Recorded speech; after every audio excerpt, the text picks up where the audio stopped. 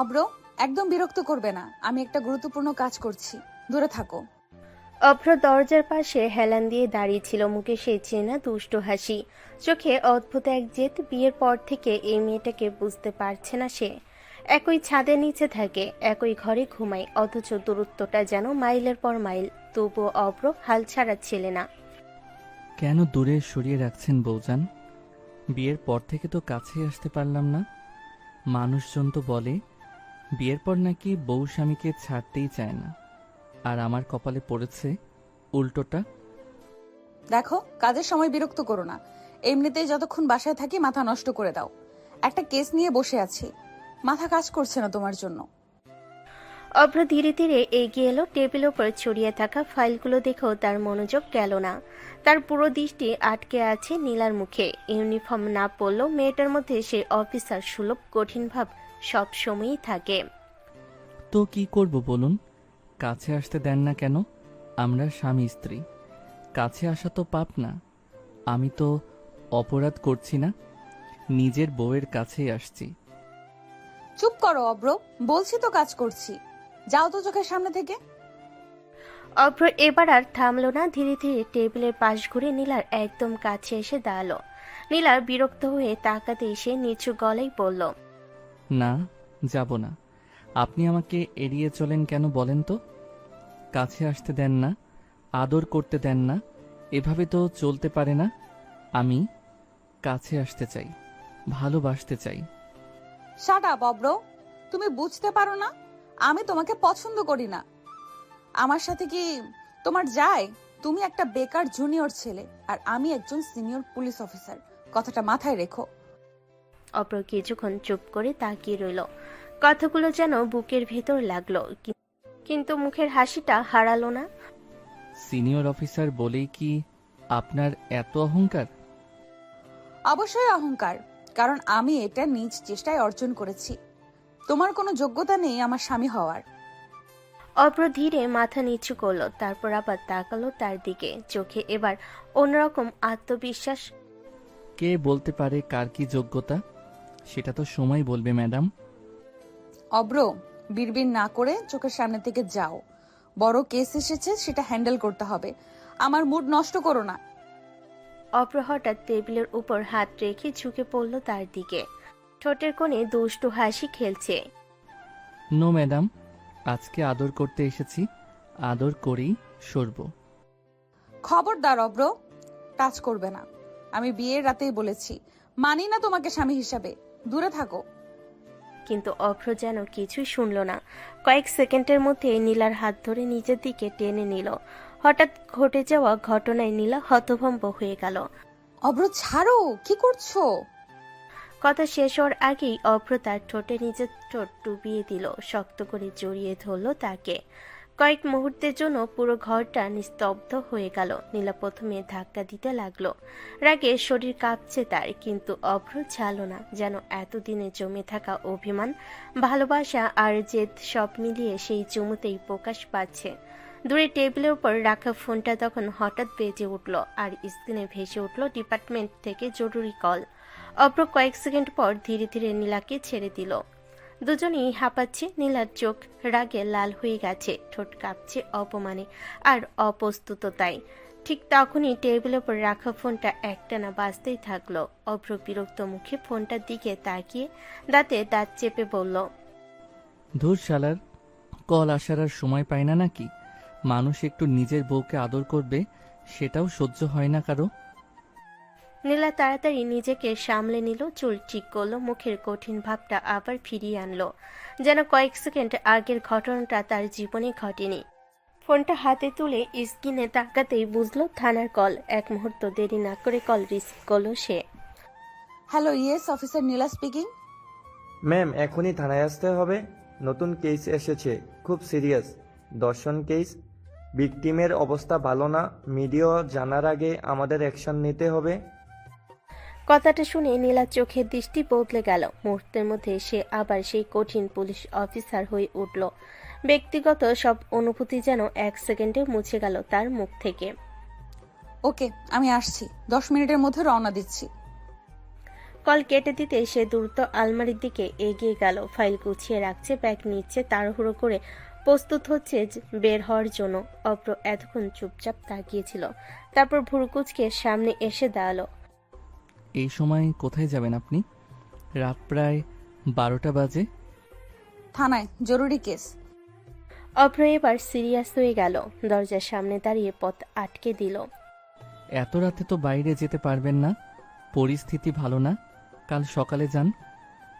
কথাটা শুনে নীলার মুখ শক্ত হয়ে গেল, চোখ দুটো আগুনের মতো জ্বলে উঠল। কি বললে তুমি?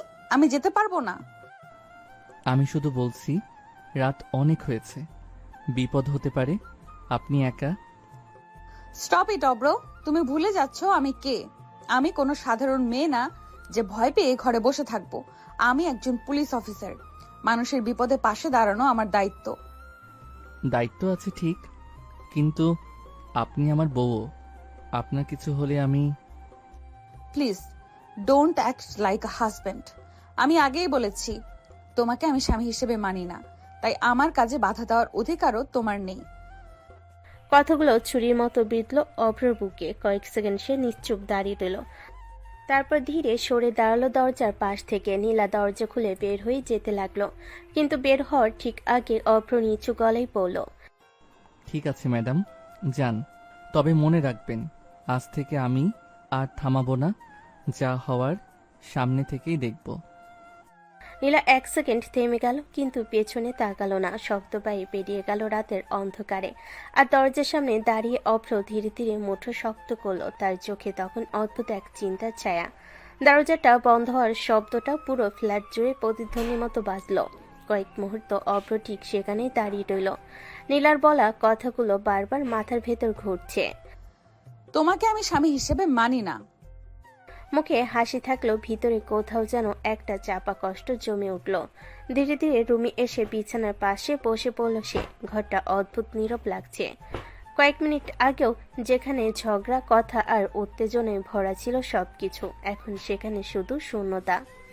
অভ্র মাথা নিচু করে বসে রইল কিছুক্ষণ, তারপর হঠাৎ উঠে দাঁড়ালো। চোখে সেই পরিচিত দুষ্টু ভাব নেই এবার, বরং অদ্ভুত সিরিয়াস একটা ছায়া। না, এভাবে বসে থাকা যাবে না। যতই রাগ দেখাক, রাতের বেলা একা যেতে দিব নাকি? দ্রুত জ্যাকেটটা পরে নিল সে। ফোন আর বাইকের চাবি হাতে নিয়ে নিঃশব্দে বের হয়ে গেল বাসা থেকে। নিচে এসে দেখে নীলার গাড়িটা একটু আগেই রাস্তার মোড় নিয়েছে।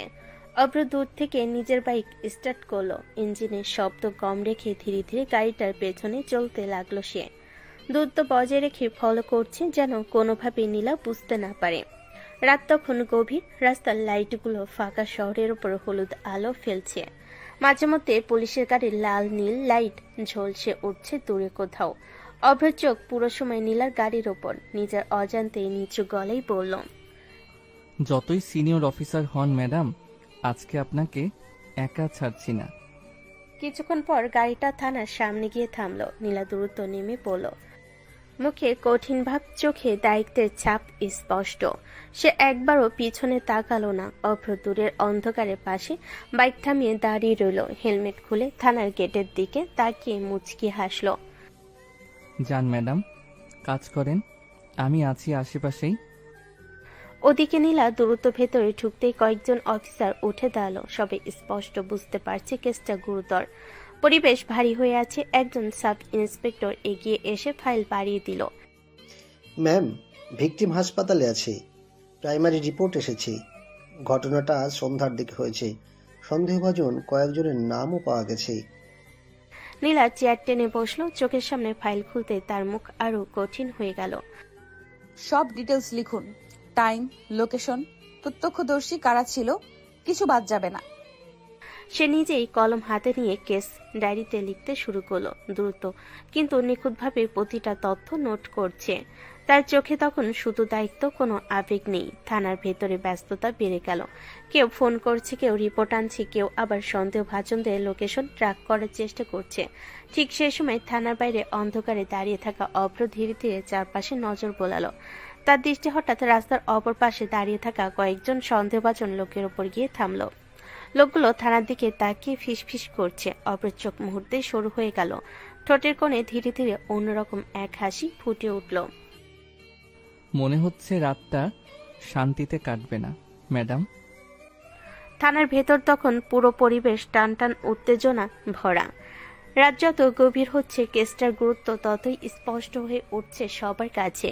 নীলা সামনে রাখা কেস ডায়েরিতে একটার পর একটা তথ্য লিখে যাচ্ছে।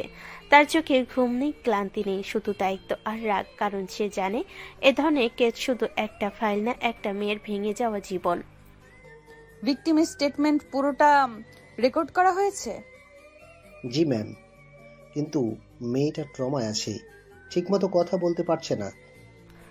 নীলা কলম থামিয়ে কয়েক সেকেন্ড চুপ করে রইল, তারপর ধীরে ধীরে বলল, যাই হোক, যারা এটা করেছে তাদের আজকে ধরতে হবে। আমি কোনো অজুহাত শুনতে চাই না। তার কণ্ঠ এতটাই কঠিন ছিল যে আশেপাশে দাঁড়িয়ে থাকা অফিসাররা পর্যন্ত সোজা হয়ে দাঁড়িয়ে গেল। ওদিকে থানার বাইরে দাঁড়িয়ে অভ্র সবকিছু লক্ষ্য করছিল। দূর থেকে থানার ভিতরে আলো দেখা যাচ্ছে, কিন্তু তার নজর বারবার চলে যাচ্ছে রাস্তার ওই পাশে দাঁড়িয়ে থাকা লোকগুলোর দিকে। গুলো বারবার ফোনে কথা বলছে, আবার থানার দিকে তাকাচ্ছে। আচরণটা একদম স্বাভাবিক লাগছে না। অভ্র ধীরে বাইকের উপরে হেলান দিয়ে দাঁড়িয়ে নিজের মনে বলল, ব্যাপারটা ঠিক পরিষ্কার না। শুধু কেস না, এর পিছনে অন্য কিছু আছে মনে হচ্ছে। ম্যাডাম থানায় ঢুকে গেছে, এখন কি করব? কথাটা শুনেই অভ্রর চোখ ঠান্ডা হয়ে গেল, মুখের হাসিটা মিলিয়ে গেল, জায়গা নিল ভয়ঙ্কর শান্ত একটা ভাব। অভ্র ধীরে ধীরে হেলমেটটা আবার পরে নিল। ও, তাহলে টার্গেট আমার রাগী বউটা। ভুল জায়গায় এসেছো ভাইরা। আমি নিজে হাসপাতালে যাচ্ছি ভিকটিমের সাথে কথা বলতে। গাড়ি প্রস্তুত করুন। ম্যাম, বাইরে পরিস্থিতি একটু সন্দেহজনক লাগছে। অপরাধীরা ভয় দেখাতে চাইলে ভুল করছে। আমি ভয় পাই না, চলুন। সে দ্রুত বাইরে বের হয়ে এলো। ঠিক সেই সময় দূরে দাঁড়িয়ে থাকা লোকগুলো নড়েচড়ে উঠল। একজন ধীরে ধীরে ফোন কানে তুলল, আর কয়েক গজ দূরে অন্ধকারে দাঁড়িয়ে অভ্র সব দেখছে। তার চোখ এবার সম্পূর্ণ সতর্ক। অভ্র নিচু গলায় বলল, আজ যদি কারো ভুল হয় তাহলে সেটা জীবনের সবচেয়ে বড় ভুল হবে। নীলা কিছুই বুঝতে না পেরে থানার সিঁড়ি দিয়ে নিচে নামছে। তার অন্ধকার রাত যেন ধীরে ধীরে বিপদের দিকে এগিয়ে আসছে। থানার সামনে রাতের বাতাসটা অদ্ভুত ভারী লাগছিল। চারপাশ প্রায় ফাঁকা, শুধু কয়েকটা লাইট পোস্টের আলো পড়ে জায়গাটা আধো অন্ধকার হয়ে আছে। নীলা দ্রুত পায়ে নিচে নেমে আসলো। তার হাতে ফাইল, মুখে সেই কঠিন অফিসার সুলভ ভাব, যেন পৃথিবীর কোনো কিছু তাকে থামাতে পারবে না। ডিউটি অফিসার গাড়ির দরজা খুলে দাঁড়িয়েছিল। ম্যাম, গাড়ি রেডি। হাসপাতালে যেতে প্রায় 20 মিনিট লাগবে। ওকে, সময় নষ্ট করা যাবে না, চলুন। সে গাড়ির দিকে এগিয়ে যাচ্ছিল। ঠিক তখনই রাস্তার পাশে দাঁড়িয়ে থাকা সে সন্দেহভাজন লোকগুলো একে অপরের দিকে তাকালো। তাদের চোখে অস্বস্তিকর ইঙ্গিত। একজন ধীরে ধীরে সামনে এগোতে লাগলো। দূর থেকে সবকিছু লক্ষ্য করছিল অভ্র। বাইকের পাশে দাঁড়িয়ে থাকা ছেলেটার চেহারা আর আগে সেই হাসি খুশি ভাব নেই। চোখ দুটো অস্বাভাবিক ঠান্ডা হয়ে গেছে। অভ্র নিজের মনে ফিসফিস করে বলল, একবার বলেছিলাম ম্যাডাম, আপনাকে একা ছাড়বো না। নীলা কিছু বুঝে ওঠার আগে হঠাৎ থানার সামনে লাইট কয়েক সেকেন্ডের জন্য ঝিমিয়ে উঠল। সেই সুযোগে লোকগুলো একজন দ্রুত এগিয়ে এসে গাড়ির দরজার পাশে দাঁড়ালো। ম্যাডাম একটু কথা ছিল। কে আপনি? থানার সামনে দাঁড়িয়ে কি চান? কেসটা নিয়ে বেশি এগোবেন না ম্যাডাম, নিজের ভালো চাইলে এখানেই থেমে যান। কথা শুনে নীলার চোখ আগুনের মতো জ্বলে উঠল। সে এমনিতে রেগেছিল, কেসটা নিয়ে এই কথাতে আরো রেগে গেল। তুমি কি আমাকে থ্রেট দিচ্ছ? জানো কোথায় দাঁড়িয়ে কথা বলছো? লোকটা আর কিছু বলার আগে হঠাৎ পিছন থেকে শক্ত একটা হাত এসে তার কাঁধ চেপে ধরল। লোকটা ঘুরে তাকাতেই জমে গেল। অভ্র শান্ত মুখে দাঁড়িয়ে আছে, কিন্তু তার চোখের দৃষ্টি ভয়ঙ্কর ঠান্ডা। অভ্র ধীরে ধীরে বলল, ম্যাডামের সাথে কথা বলার আগে অনুমতি নিতে হয়, সেটা কেউ শেখায়নি। অব্র, তুমি এখানে? অভ্র এক সেকেন্ডও তার দিকে তাকালো না। এখনো লোকটার উপর চোখ স্থির। রাত অনেক হয়েছে ভাই, বাড়ি চলে যান, না হলে রাতটা খারাপ যেতে পারে। লোকটা হাত ছাড়ানোর চেষ্টা করতে অভ্র হালকা চাপ বাড়ালো। মুহূর্তে লোকটার মুখ বিকৃত হয়ে গেল ব্যথায়। দূরে দাঁড়িয়ে থাকা অন্য লোকগুলো পরিস্থিতি বুঝে ধীরে ধীরে পিছিয়ে যেতে লাগলো। তার মনে প্রশ্নের ঝড় উঠছে, এই ছেলেটা কি সত্যি সেই বেকার হাসি খুশি জুনিয়র অভ্র? অভ্র হঠাৎ লোকটাকে ছেড়ে দিয়ে মুচকি হাসলো। যান, আর ভুল করে এই থানার সামনে দাঁড়াবেন না। লোকগুলো দ্রুত সরে গেল। অন্ধকারের মধ্যে কয়েক সেকেন্ড নীরবতা নেমে এলো। নীলা এবার রেগে বলল, তুমি আমাকে ফলো করেছো? হ্যাঁ, করেছি, কারণ আমার রাগী পুলিশ বউটা বিপদে পড়তে পারে, কিন্তু নিজের নিরাপত্তার কথা ভাবে না। নীলা কিছু বলতে যাচ্ছিল, ঠিক তখনই থানার ভেতর থেকে একজন অফিসার দৌড়ে বের হয়ে চিৎকার করে বলল, ম্যাম, নতুন আপডেট এসেছে। ভিকটিম জ্ঞান ফিরে পেয়েছে, আর সে একজনের নাম বলছে। কার নাম? শহরের বড় একজন প্রভাবশালী মানুষের ছেলে। কথাটা শুনেই চারপাশে বাতাস যেন আরো ভারী হয়ে উঠল, আর পাশে দাঁড়িয়ে থাকা অভ্র ধীরে ধীরে হাসল, যেন সে আগেই বুঝে গেছিল খেলাটা এখন শুরু হতে যাচ্ছে। থানার সামনে কয়েক মুহূর্ত আগের উত্তেজনাটা এখনো পুরোপুরি কাটেনি। বাতাসে যেন অদৃশ্য একটা চাপা ভয় আর রাগ মিশে আছে। নীলা দাঁড়িয়ে কয়েক সেকেন্ড ভাবলো, তারপর আবার নিজের কাজে মন দিল। ব্যক্তিগত বিষয় নিয়ে সময় নষ্ট করার মানুষ সে না। অফিসারের দিকে ঘুরে পড়ল। গাড়ি স্টার্ট করুন, আমরা এক্ষুনি হাসপাতালে যাচ্ছি। ভিকটিমের স্টেটমেন্ট নিজে শুনতে হবে। ডিউটি গাড়ির দরজা খুলে দেওয়া হলো। নীলা দ্রুত এগিয়ে গিয়ে উঠতে যাচ্ছিল, ঠিক তখনই পাশ থেকে অভ্র শান্ত গলায় বলল, 1 মিনিট ম্যাডাম। আবার কি অব্র? এখন নাটক করার সময় না। অভ্র বাইকের দিকে ইশারা করলো। কালো বাইকটা রাস্তার আলোয় চকচক করছে। সে হেলমেটটা হাতে নিয়ে দাঁড়িয়ে আছে। আমার বাইকে উঠুন, আমি নিয়ে যাই আপনাকে হাসপাতালে। দ্রুত পৌঁছাবেন। নীলা যেন বিশ্বাসই করতে পারল না কথাটা। চোখ সরু করে তাকালো তার দিকে। এক্সকিউজ মি, এইসব আমাদের কাজ, তোমার না। তুমি বাসায় যাও। কাজ আপনাদের ঠিকই, কিন্তু সাহায্য তো করতেই পারি। পুলিশ বউকে সাহায্য করা অপরাধ না মনে হয়? অভ্র প্লিজ, এটা কোনো ঘুরতে যাওয়ার জায়গা না। এটা সিরিয়াস কেস, তুমি বুঝবে না? বুঝি না? রাতের অন্ধকারে কারা আপনাকে থ্রেট দিতে এসেছিল দেখলেন তো একটু আগে। আবার কিছু হলে অফিসার হিসেবে শক্ত হতে পারেন, কিন্তু আমার কাছে আপনি শুধু অফিসার না। কথাটা শুনে নীলা কয়েক সেকেন্ড চুপ হয়ে গেল, তারপর আবার নিজেকে শক্ত করলো। আমি নিজের দায়িত্ব নিজে সামলাতে পারি, কারো প্রোটেকশন দরকার নেই আমার। প্রোটেকশন না ম্যাডাম, সঙ্গ দিচ্ছি। তাছাড়া শহরের এই সময়ে বাইক গাড়ির চেয়ে দ্রুত যাবে। কেসটা তো জরুরি, তাই না? নীলা বিরক্ত হয়ে গভীর শ্বাস নিল। সময় নষ্ট হচ্ছে বুঝতে পারছে সে। অফিসাররা দাঁড়িয়ে সব দেখছে বলেও অস্বস্তি লাগছে। শেষমেশ দাঁত চেপে বলল, ফাইন, শুধু সময় বাঁচানোর জন্য উঠছি, ভুল বুঝবে না। যত খুশি রাগ দেখান, উঠুন ম্যাডাম। নীলা অনিচ্ছায় বাইকের পিছনে উঠে বসলো। দূরত্ব বজায় রেখে বসেছে যেন স্পর্শ না লাগে। অভ্র ইঞ্জিন স্টার্ট করতে বাইক গর্জে উঠল। অভ্র নিচু গলায় বলল, শক্ত করে ধরুন, রাস্তা ভালো না। দরকার নেই, আমি ঠিক আছি। কিন্তু কয়েক সেকেন্ড পরই বাইক দ্রুত মোড় নিতে ভারসাম্য হারিয়ে ফেলল নীলা। বাধ্য হয়ে অভ্রর কাজ শক্ত করে ধরে ফেলল। অভ্রর ঠোঁটে ধীরে ধীরে দুষ্টু হাসি ফুটে উঠল। দেখলেন, মাঝে মাঝে জুনিয়রদের উপর ভরসা করাও খারাপ না। নীলা কিছু বলল না, শুধু রাতের বাতাসে তার চুল উঠতে লাগলো, আর অজান্তে বুকের ভেতর অদ্ভুত একটা অনুভূতি জন্ম নিতে লাগলো।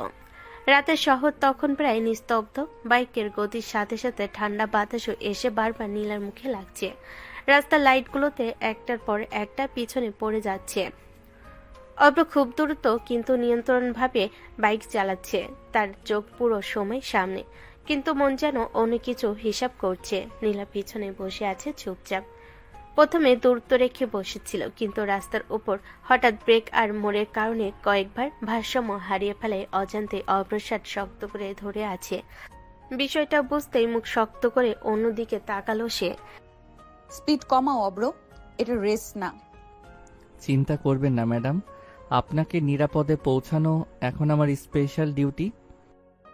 কিছুক্ষণ পর হাসপাতালের বড় গেট গেটের সামনে দেখা গেল জরুরি বিভাগের সামনে লাল আলো জ্বলছে।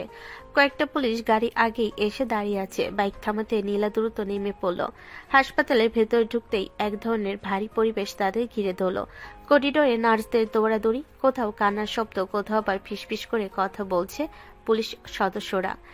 একজন সাব ইন্সপেক্টর নীলাকে দেখে এগিয়ে এলো। ম্যাম, আপনি এসে গেছেন। ভিকটিম আইসোলেশন কেবিনে আছে। ডাক্তার বলছে অল্প সময় কথা বলা যাবে। কেউ বাইরে থাকবে, মিডিয়া যেন কিছু জানতে না পারে এক্ষুনি। আর সন্দেহভাজনদের লোকেশন ট্র্যাক করা শুরু করুন। সে দ্রুত কেবিনের দিকে হাঁটতে লাগলো। অভ্র কিছুটা দূরে দাঁড়িয়ে সব দেখছে। তার চোখ চারপাশে ঘুরছে বারবার, যেন শুধু হাসপাতাল না, অন্য কিছু খুঁজছে। কেবিনের দরজা খুলতে ভেতরে দৃশ্য দেখে নীলার মুখ শক্ত হয়ে গেল। বিছানায় শুয়ে আছে একটা তরুণী মেয়ে, শরীর কাঁপছে, চোখ লাল হয়ে ফুলে গেছে কান্নায়। পাশে তার মা বসে নিঃশব্দে কাঁদছে। নীলা ধীরে এগিয়ে গিয়ে নরম গলায় বলল, ভয় পেও না, আমি পুলিশ। যারা এটা করেছে তাদের কাউকে ছাড়বো না। তুমি শুধু সত্যিটা বলো। মেয়েটা কাপা কাপা চোখে তাকালো তার দিকে। কয়েক সেকেন্ড কিছু বলতে পারলো না, তারপর ধীরে ধীরে ফিস ফিস করে বলল, তারা অনেকজন ছিল ম্যাম। আমাকে গাড়িতে তুলে নিয়ে গেছিল। তুমি কাউকে চিনতে পেরেছো? নাম বলতে পারবে? মেয়েটা চোখ বন্ধ করে কাঁপতে লাগলো, তারপর কষ্ট করে একটা নাম বলল। রায়হান। কেবিনের ভেতর মুহূর্তে নীরবতা নেমে এলো। পাশে দাঁড়িয়ে থাকা অফিসার অবাক হয়ে নীলার দিকে তাকালো। অফিসার নিচু গলায় বলল, এই রায়হান শহরের এমপির ছেলে। আইন সবার জন্য সমান। সে যার ছেলে হোক, আজই গ্রেফতার হবে। ঠিক তখনই কেবিনের বাইরে দাঁড়িয়ে থাকা অভ্রর ফোনে একটা মেসেজ এলো। সে স্ক্রিনে তাকাতেই চোখ শুরু হয়ে গেল। মেসেজে লেখা, কেসটা থেকে নীলাকে সরিয়ে নাও, না হলে সমস্যা হবে। অভ্র ধীরে মাথা তুলে কেবিনের ভেতরে তাকালো। নীলা তখনও মেয়েটার হাত ধরে তাকে আশ্বাস দিচ্ছে। অভ্র নিচু গলায় বলল, মনে হচ্ছে খেলাটা অনেক বড়, আর ম্যাডাম বুঝতেই পারছে না কতটা বিপদের মধ্যে ঢুকে গেছে। ঠিক সেই সময় হাসপাতালের করিডোরে হঠাৎ কয়েকজন প্রভাবশালী লোক ঢুকে পড়ল। তাদের সাথে সিকিউরিটি গার্ড আছে। পরিস্থিতি মুহূর্তে বদলে যেতে শুরু করলো।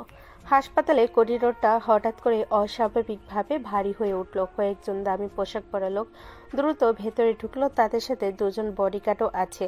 চারপাশ দাঁড়িয়ে থাকা পুলিশ সদস্যরা একে অপরের দিকে তাকাতে লাগলো। সবাই বুঝে গেছে বড় কেউ এসেছে। কিছুক্ষণের মধ্যেই সামনে এসে দাঁড়ালো শহরের প্রভাবশালী এমপি সাহেব। বয়স 50-এর কাছাকাছি, কিন্তু চোখে সেই ক্ষমতার অহংকার স্পষ্ট। নীলা তখন কেবিন থেকে বের হচ্ছিল। সামনে এমপিকে দাঁড়িয়ে থাকতে দেখে থেমে গেল। অফিসার নীলা, অনেক নাম শুনেছি আপনার। খুব সাহসী অফিসার নাকি? এখানে প্রশংসা শুনতে আসিনি, এটা ক্রাইম সিন। আপনার এখানে থাকার অনুমতি নেই। এমপি হালকা হেসে পাশের লোকেদের সরে যেতে ইশারা করলো। তারপর ধীরে ধীরে নীলার কাছে এগিয়ে এলো। দেখুন অফিসার, ছেলে পেলে ভুল করে ফেলে মাঝে মাঝে। বিষয়টা বড় করার দরকার নেই। মিডিয়ায় গেলে সবারই সমস্যা হবে। আপনি কি বলতে চাইছেন পরিষ্কার করে বলুন। কেসটা এখানেই শেষ করে দিই। রিপোর্ট একটু পরিবর্তন হয়ে যাবে। মেয়েটার পরিবারকেও আমরা সামলে নিব। তার পাশের একটা লোক কালো ব্যাগ এগিয়ে দিল। ব্যাগটা সামান্য খুলতে ভেতরে মোটা টাকার বান্ডিল দেখা গেল। করিডোরে দাঁড়িয়ে থাকা কয়েকজন অফিসার পর্যন্ত অবাক হয়ে গেল। যত টাকা লাগে বলবেন অফিসার, আপনার ভবিষ্যৎ সিকিউর হয়ে যাবে। ট্রান্সফার, প্রমোশন সব ব্যবস্থা হয়ে যাবে। এক সেকেন্ডের জন্য পুরো জায়গাটা নিস্তব্ধ হয়ে গেল। পরের মুহূর্তে নীলার চোখে আগুনের মতো জ্বলে উঠল। নীলা হঠাৎ এত জোরে ব্যাগটা ঠেলে দিল যে সেটা মেঝেতে পড়ে টাকা ছড়িয়ে গেল চারিদিকে। How dare you! আমাকে ঘুষি দিতে এসেছেন আপনি? তার কণ্ঠ এবার জোরে গর্জে উঠল যে পুরো করিডোর কেঁপে উঠল। আপনার ছেলে একটা মেয়ের জীবন নষ্ট করেছে, আর আপনি টাকা দিয়ে সেটা চাপা দিতে চান? আইনকে খেলনা মনে হয় নাকি? কথা বুঝে বলবেন অফিসার। আপনি জানেন না কার সাথে কথা বলছেন। খুব ভালো করে জানি। একজন অপরাধীর বাবার সাথে কথা বলছি। আর শুনে রাখুন, আমার ইউনিফর্ম বিক্রি করার জন্য না। চারপাশে দাঁড়িয়ে থাকা পুলিশ সদস্যরা পর্যন্ত অবাক হয়ে তাকিয়ে আছে। কেউ এত সরাসরি এমপির সাথে কথা বলার সাহস দেখায় না। অফিসার, এমপি সাহেবকে বাইরে নিয়ে যান আর তার ছেলের নামে এক্ষুনি অ্যারেস্ট ওয়ারেন্ট প্রসেস করুন। এই সাহসের মূল্য দিতে হবে আপনাকে অফিসার নীলা। খুব শীঘ্রই বুঝবেন। আমি প্রতিদিন অপরাধীদের হুমকি শুনি, নতুন কিছু বলেনি। দরজা ওইদিকে। এমপির আগে ফুসতে ফুসতে চলে গেল। সবাই যখন হতবাক হয়ে দাঁড়িয়ে আছে তখন করিডোরে এক কোণে দেওয়ালে হেলান দিয়ে দাঁড়িয়ে থাকা অভ্র ধীরে ধীরে হাসল। তার চোখে গর্ব স্পষ্ট। অভ্র নিচু গলায় বলল, জানতাম আমার রাগী পুলিশ বউ টাকা দেখে মাথা নত করবে না, কিন্তু ম্যাডাম আপনি এখন খুব বড় ঝামেলায় পড়ে গেলেন। ঠিক তখনই হাসপাতালের লাইট কয়েক সেকেন্ডের জন্য নিভে গেল, আবার জ্বলে উঠল। আর দূরে কেউ একজন ফোনে বলছে। প্ল্যান বি শুরু করো। হাসপাতালের করিডোরে এমপি চলে যাওয়ার পরই উত্তেজনার রেশ কাটছিল না। মেঝেতে ছড়িয়ে থাকা টাকার বান্ডিলগুলো এখনো কেউ তুলতে সাহস পাচ্ছে না। সবাই বুঝে গেছে আজকে রাতটা সাধারণ কোনো রাত না। নীলা কয়েক সেকেন্ড স্থির দাঁড়িয়ে রইল। তার বুক ওঠানামা করছে রাগে, চোখে স্পষ্ট আগুন জ্বলছে। তারপর নিজেকে সামলে নিয়ে কঠিন গলায় বলল, সব টাকা সিজ করুন, এগুলো প্রমাণ হিসেবে থানায় পাঠানো হবে। আর কেউ যেন বাইরে একটা কথাও লিক না করে। অফিসাররা দ্রুত কাজে লেগে গেল। ওদিকে করিডোরের একপাশে দাঁড়িয়ে অভ্র সব দেখছিল। তার মুখে হালকা হাসি থাকলেও চোখে চিন্তার ছাপ স্পষ্ট, কারণ সে বুঝতে পারছে বিষয়টা এখানেই শেষ নয়। ক্ষমতাবান মানুষ এত সহজে হার মানবে না। ঠিক তখনই হঠাৎ হাসপাতালের বাইরে বিকট শব্দ হলো, ধাম। সবাই চমকে উঠল। কয়েকজন নার্স দৌড়ে এদিক ওদিক ছুটতে লাগলো। বাইরে যেন হঠাৎ বিশৃঙ্খলা শুরু হয়েছে। একজন কনস্টেবল দৌড়ে এসে হাঁপাতে হাঁপাতে বলল, ম্যাম, বাইরে কিছু লোক ঝামেলা করছে, মিডিয়া লোকও এসে গেছে। কেউ ইচ্ছা করে পরিস্থিতি খারাপ করার চেষ্টা করছে মনে হচ্ছে। সবাই শান্ত থাকুন, কেউ প্যানিক করবেন না, আমি বাইরে যাচ্ছি। সে দ্রুত করিডোর দিয়ে বের হতে লাগলো। অভ্র সঙ্গে সঙ্গে সোজা হয়ে দাঁড়ালো, নিচু গলায় বলল, শুরু হয়ে গেছে তাহলে? নীলা বাইরে বের হতে দেখে হাসপাতালের সামনে বিশাল ভিড়। কয়েকজন লোক চিৎকার করছে, কেউ ভিডিও করছে, কেউ আবার পুলিশের বিরুদ্ধে উল্টো অভিযোগ তুলছে। পুরো বিষয়টা যেন পরিকল্পিত। একজন লোক চিৎকার করে বলছে, নির্দোষ ছেলেকে ফাঁসানো হচ্ছে, পুলিশ মিথ্যা কেস দিচ্ছে। সবাই পিছিয়ে যান, এটা হসপিটাল, এটা এলাকা। আইন নিজের হাতে নিলে সরাসরি অ্যাকশন নেওয়া হবে। ঠিক তখনই ভিড়ের মাঝ থেকে একজন হঠাৎ পাথর ছুঁড়ে মারল। পাথরটা সোজা নীলের দিকে আসছিল, কিন্তু মুহূর্তের মধ্যে কেউ সামনে এসে দাঁড়ালো। ঠাস, পাথরটা এসে অভ্র কাঁধে লাগলো। নীল অবাক হয়ে তাকিয়ে গেল। অব্র, তুমি এখানে কি করছো? বলেছিলাম না ম্যাডাম, পুলিশ বউকে একা ছাড়ি না। তার চোখে পার ভিতরের দিকে গেল। কয়েক সেকেন্ডের জন্য শেষে হাসি খুশি ছেলেটা পুরো বদলে গেল। দৃষ্টি এত ঠান্ডা হয়ে উঠল যে সামনে দাঁড়িয়ে থাকা কয়েকজন নিজে থেকে পিছিয়ে গেল।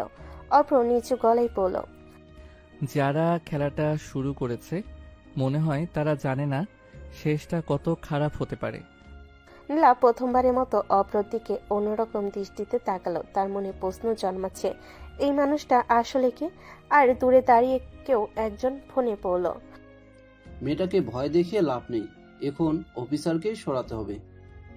হাসপাতালের সামনে রাতটা যেন আগের থেকেও আরো অন্ধকার ও ভয়ঙ্কর হয়ে উঠেছে। বাতাসে অদ্ভুত চাপা আওয়াজ, দূরে গাড়ির হর্ন আর চিৎকার মিলেমিশে এক ভয়ঙ্কর সুর তৈরি করছে। নীলা পুরো ভিড়ের দিকে তাকিয়ে দাঁড়িয়ে আছে। তার চোখে রাগ আর দৃঢ়তার মিশ্রণ স্পষ্ট। সবাই অশান্তি সৃষ্টির চেষ্টা করছেন কেন? হাসপাতালের পরিবেশের সাথে কেউ খেলবেন না।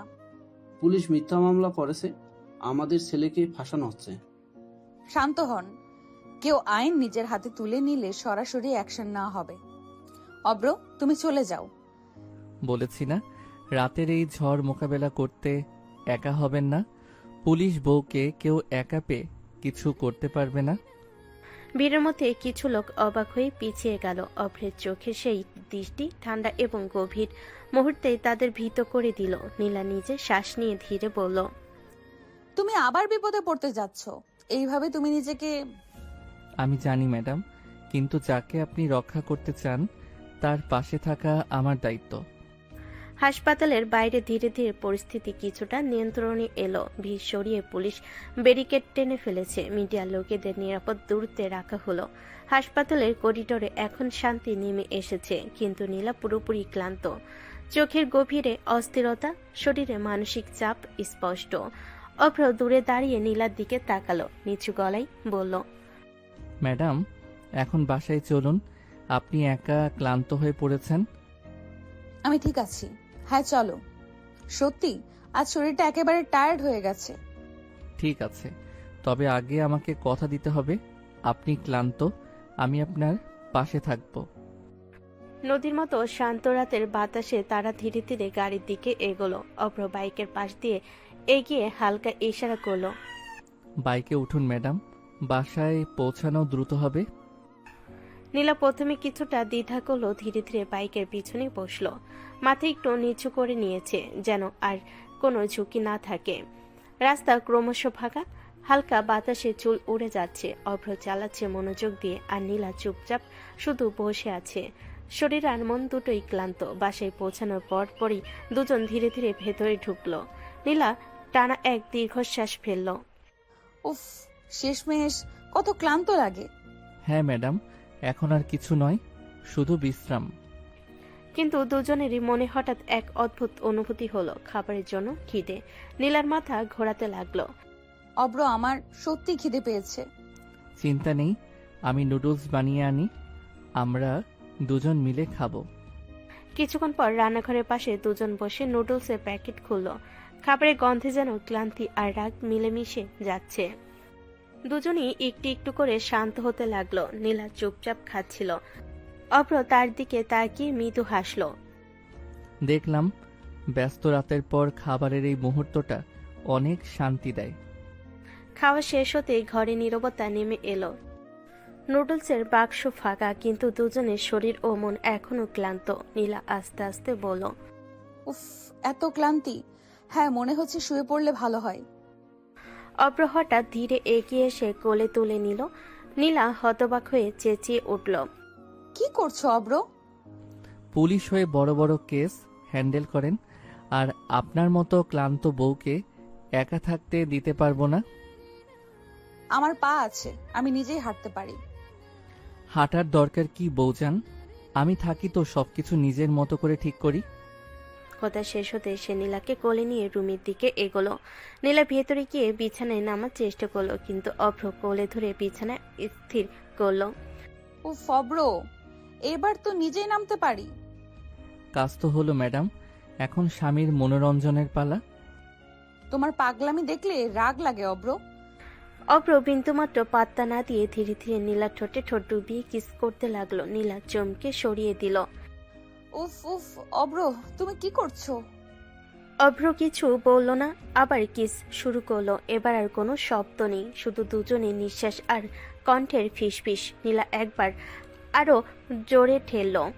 উফ, তোমার কি কাজ নেই? এবার থামো। কিন্তু অভ্র ঠোঁট থেকে ঠোঁট সরাতে নারাজ, চোখে হাসি, মনে দুষ্টামি। আর কি করবে বউজান, এই রাত, এই মুহূর্ত, পুলিশি কাজ শেষ, স্বামীর দায়িত্বই তো শুরু হলো।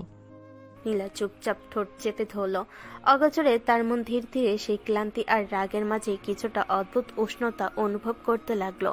রাতটা ধীরে ধীরে তাদের জন্য এক অন্যরকম রোমান্টিক উত্তেজনায় মোড়ালো। রাতে সব অস্থিরতা, রাগ, অভিমান আর টানাপোড়েন যেন গভীর ঘুমের ভেতর কোথাও মিলিয়ে গিয়েছিল। ভোরের আলো ধীরে ধীরে জানালার ফাঁক গলে ঘরে ঢুকছে। হালকা সোনালি রোদ এসে পড়ছে নীলার মুখে। নীলা ধীরে ধীরে চোখ মেলল। কিছুক্ষণ ছাদের দিকে তাকিয়ে রইল। গত রাতের ঘটনাগুলো যেন সিনেমা দৃশ্যের মতো ভেসে উঠল।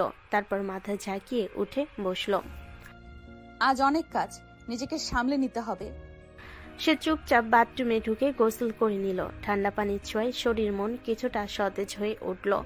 আয়নার সামনে দাঁড়িয়ে চুল মুছতে মুছতে নিজের চোখের দিকে তাকালো। শক্ত, আত্মবিশ্বাসী, তবুও কোথাও যেন নরম একটা রেখা তৈরি হয়েছে। গোসল শেষ করে সাদামাটা একটা শাড়ি পরে নিচে নামতে রান্নাঘর থেকে ভেসে আসছে মশলার সুগন্ধ।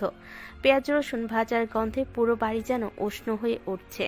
নীলা নিচে গিয়ে দেখলো অভ্রমা চুলার সামনে দাঁড়িয়ে রান্না করছেন। মা, আপনি একা একা করছেন কেন? আমাকে ডাকেননি কেন? আরে মা, তুমি তো সারা রাত কাজ করছো, ভোরে এসে ঘুমিয়েছো, তোমাকে আবার ডাকবো নাকি? কাজ তো আমার দায়িত্ব, আর ঘরের কাজও দায়িত্ব। আমি সাহায্য করি।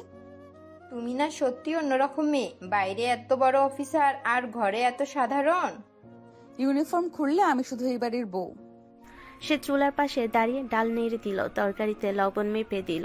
দুজনের মাঝে ধীরে ধীরে একটা মিষ্টি আলাপ জমে উঠল। সংসারের ছোটখাটো গল্প, বাজারের কথা, পাড়ার খবর। ঠিক তখনই উপরের সিঁড়িতে আলস্য ভরা পায়ে নামতে লাগলো অভ্র। চুল এলোমেলো, চোখ আধো খোলা। এ কি সকাল সকাল পুলিশ ম্যাডাম কিচেনে? পুলিশ ম্যাডাম না, বাড়ির বউ। ও, তাহলে আজ আমার কপাল ভালো।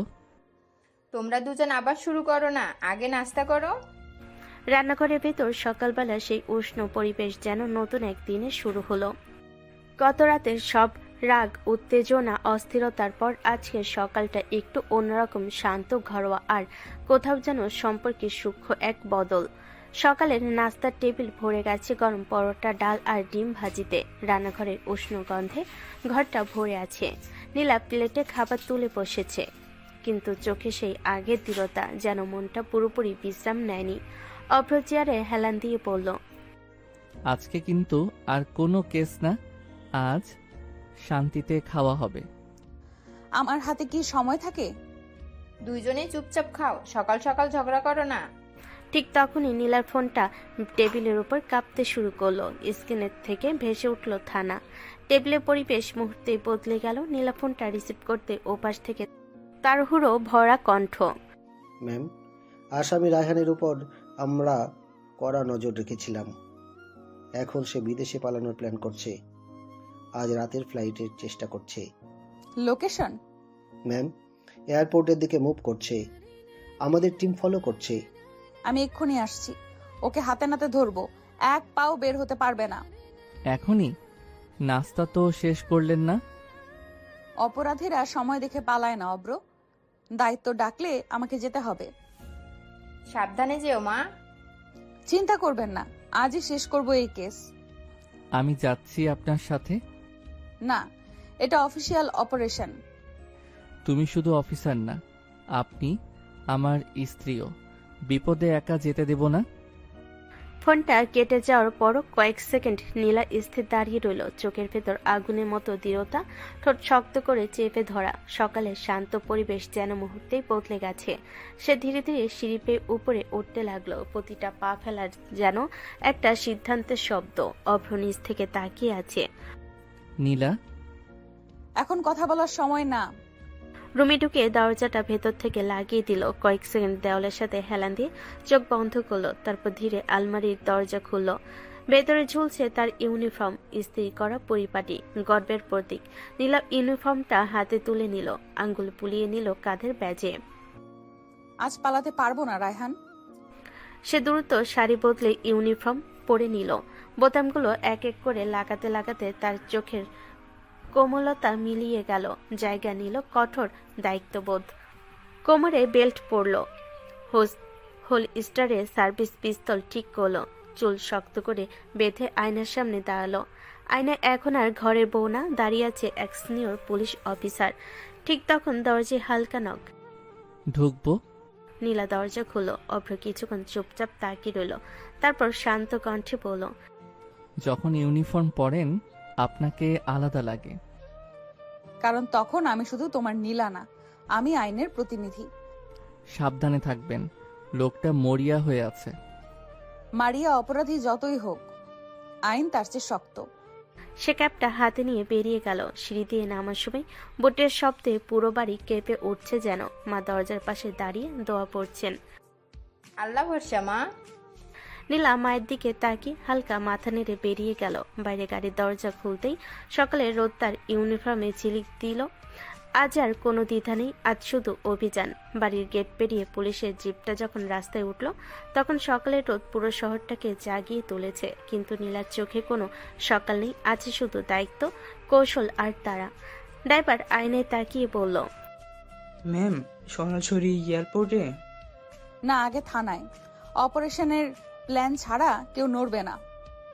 জিপটা দ্রুত থানার ভেতর ঢুকলো। গেট খুলতেই কনস্টেবলরা সেলুট দিল। থানার ভেতরে ঢুকে নীলা সরাসরি কনফারেন্স রুমে গেল। টেবিলের ওপর ম্যাপ ছড়িয়ে দেওয়া হলো। কয়েকজন অফিসার দাঁড়িয়ে আছে প্রস্তুত হয়ে। রায়হান এখন পালানোর মুডে আছে। পালাতে চাইলে সে সরাসরি এয়ারপোর্টে যাবে না, মাঝপথে সেফ হাউসে লুকাতে পারে। ম্যাম, আমাদের সোর্স বলছে সে আজ দুপুরের আগেই বের হবে। এই 3টা রোড ব্লক করো। সাদা পোশাকে লোক থাকবে আর কেউ ফায়ার ওপেন করবে না আমার অর্ডার ছাড়া। আমরা তাকে জীবিত চাই। আজ কেউ ভুল করবে না। সে অনেক মেয়ের জীবন নষ্ট করেছে। আজ তার পালানোর শেষ দিন। দ্রুত টিম ভাগ হয়ে গেল। গাড়ির ইঞ্জিনের শব্দে পুরো থানা চত্বর গমগম করছে। কিছুক্ষণ পর খবর এলো, ম্যাম, টার্গেট গাড়ি নিয়ে বেরিয়েছে। ফলো করো, দূরত্ব বজায় রাখো। রাস্তার উপর হালকা ট্রাফিক। সামনে কালো রঙের একটা গাড়ি দ্রুত গতিতে এগোচ্ছে।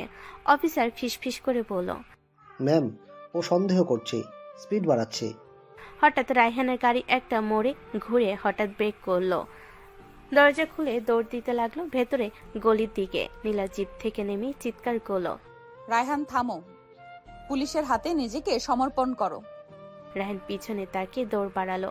নীলা দৌড়ে তাকে চেপে ধরলো। দুজন অফিসার মিলে মাটিতে ফেলে হাতকড়া পরিয়ে দিল। রায়হান হাঁপাতে হাঁপাতে বলল, ম্যাডাম, ভুল বুঝাবুঝি হয়েছে। আদালতে বলবে আইনের হাত লম্বা হয়। জানলে পালাতে আসতে না। হাতকড়া পরা অবস্থায় রায়হানকে গাড়িতে তোলা হলো। অপারেশন শেষ। নীলা সোজা হয়ে দাঁড়িয়ে গভীর শ্বাস নিল। রায়হানকে হাতকড়া পরিয়ে থানায় আনা হয়েছে। পুরো থানা জুড়ে এখন টান টান উত্তেজনা। মিডিয়ার লোকজন বাইরে ভিড় করছে। ভেতরে অফিসাররা রিপোর্ট তৈরি করছে। নীলা নিজের কেবিনে ঢুকে চেয়ারটাই বসলো। টেবিলের উপর ফাইল রাখা, সামনে আটক আসামি ডিটেলস। তার চোখে ক্লান্তি নেই, আছে দৃঢ়তা। ঠিক তখনই থানার বাইরে হঠাৎ হইচই শুরু হলো। একজন কনস্টেবল দৌড়ে এসে বলল, ম্যাম, এমপি সাহেব এসেছেন, খুব রেগে আছেন। ভেতরে আসতে বলুন। কিছুক্ষণ পর দরজা জোরে ঠেলে ভেতরে ঢুকলেন এমপি। চোখ লাল, কণ্ঠ উঁচু। এই কি শুরু করেছেন আপনি? আমার ছেলেকে হাত করা পুড়িয়েছেন। জানেন আমি কে? ঘরের ভেতর মুহূর্তে নীরবতা নেমে এলো। নীলা ধীরে চেয়ার থেকে উঠে দাঁড়ালো, কণ্ঠ ঠান্ডা কিন্তু ধারালো।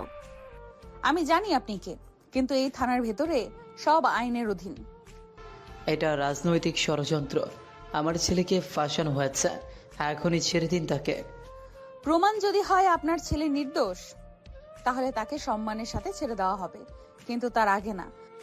আপনি বুঝতে পারছেন না কাদের সঙ্গে লাগছেন? আমি অপরাধের সঙ্গে লাগি, পরিচয়ের সঙ্গে না। ঘরের বাইরে দাঁড়িয়ে থাকা অফিসাররা নিঃশ্বাস আটকে শুনছে। এমপি আবার বললেন, আপনার চাকরি টিকবে না। আমার চাকরি জনগণের জন্য। ভয় দেখিয়ে আমাকে থামানো যাবে না। কিছুক্ষণ দুজনে চোকাচুকি। ঘরের ভেতরে যেন তীব্র বিদ্যুৎ চমকাচ্ছে। শেষমেশ এমপির আগে ফুসতে ফুসতে বেরিয়ে গেলেন। দরজা বন্ধ হতে একজন অফিসার বলল, চাপ আসবে। চাপ যতই আসুক, কেসটা প্রমাণ সহ শেষ করব। আইন বিক্রি হয় না। থানার ভিতর তখনও চাপা উত্তেজনা। এমপি বেরিয়ে যাওয়ার পরও পরিবেশ পুরোপুরি স্বাভাবিক হয়নি।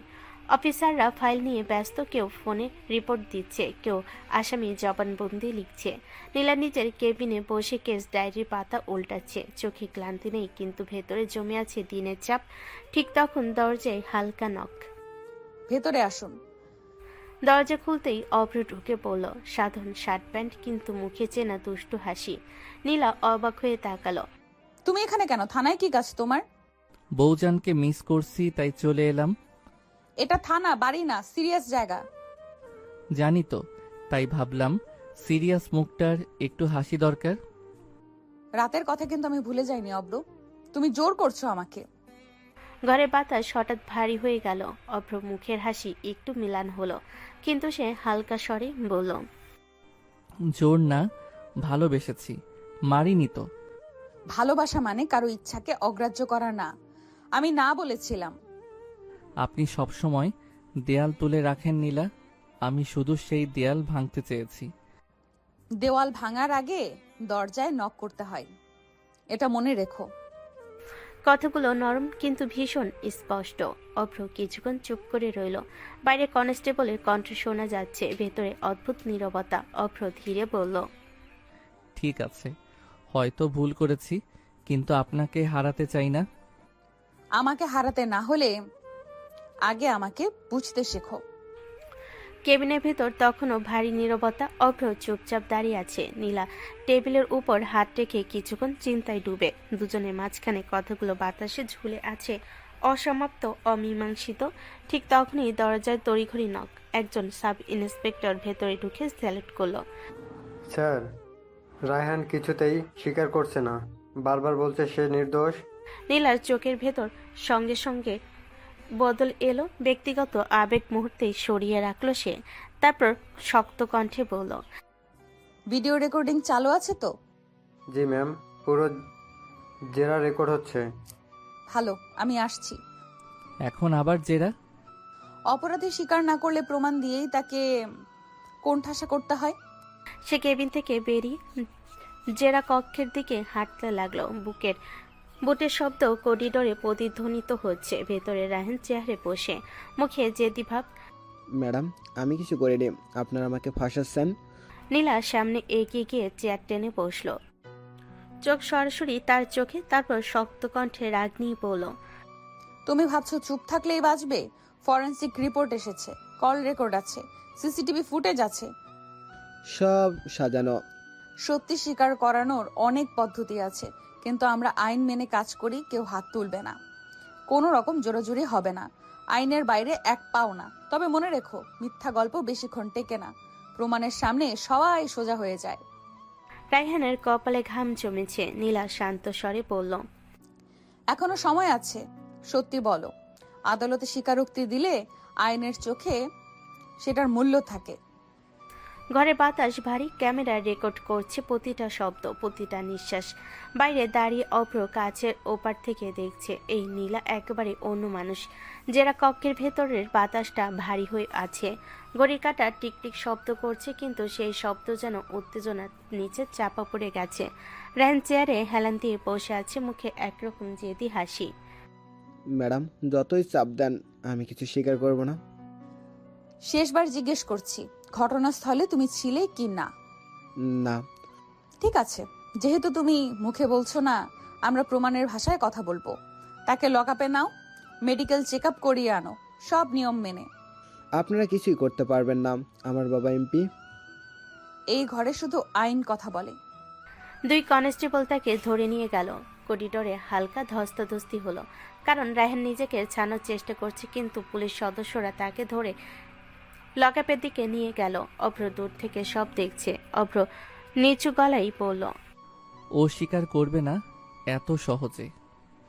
স্বীকারোক্তি জোর করে আদায় করা যায় না, কিন্তু সত্যকে চেপে রাখা যায় না। কিছুক্ষণ পর খবর এলো, লকআপে গিয়ে রায়হান দেওয়ালে খুশি মারতে গিয়ে নিজে পড়ে গেছে। হাতে সামান্য আঘাত পেয়েছে। একজন কনস্টেবল বলল, ম্যাম, ও নিজেই পড়ে গিয়ে চোট পেয়েছে।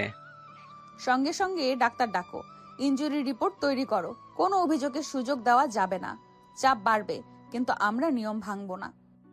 থানার করিডোর ধীরে ধীরে ফাঁকা হয়ে আসছে। দিনের আলো ঢুকে পড়ছে জানালা দিয়ে, কিন্তু ভেতরের পরিবেশ এখনো টানটান। কেসের চাপ, রাজনৈতিক প্রভাব, জেরা, সব মিলিয়ে দিনটা ভারী হয়ে আছে। নীলা কেবিন থেকে বেরিয়ে ফাইল হাতে নিয়ে দাঁড়িয়ে আছে, চোখে ক্লান্তির রেখা, কিন্তু মুখে কঠোরতা অটুট। ঠিক তখনই অভ্র সামনে এসে দাঁড়ালো। এখন বাড়ি চলুন, অনেক হয়েছে আজ। আমার কি কাজ নাই? কেস মাঝপথে রেখে বাড়ি যাব? কাজ তো সারা জীবনই থাকবে, কিন্তু স্বামী সেবা, সেটাও কিন্তু বড় কাজ। বেকার স্বামীর সেবা করার শখ আমার নাই।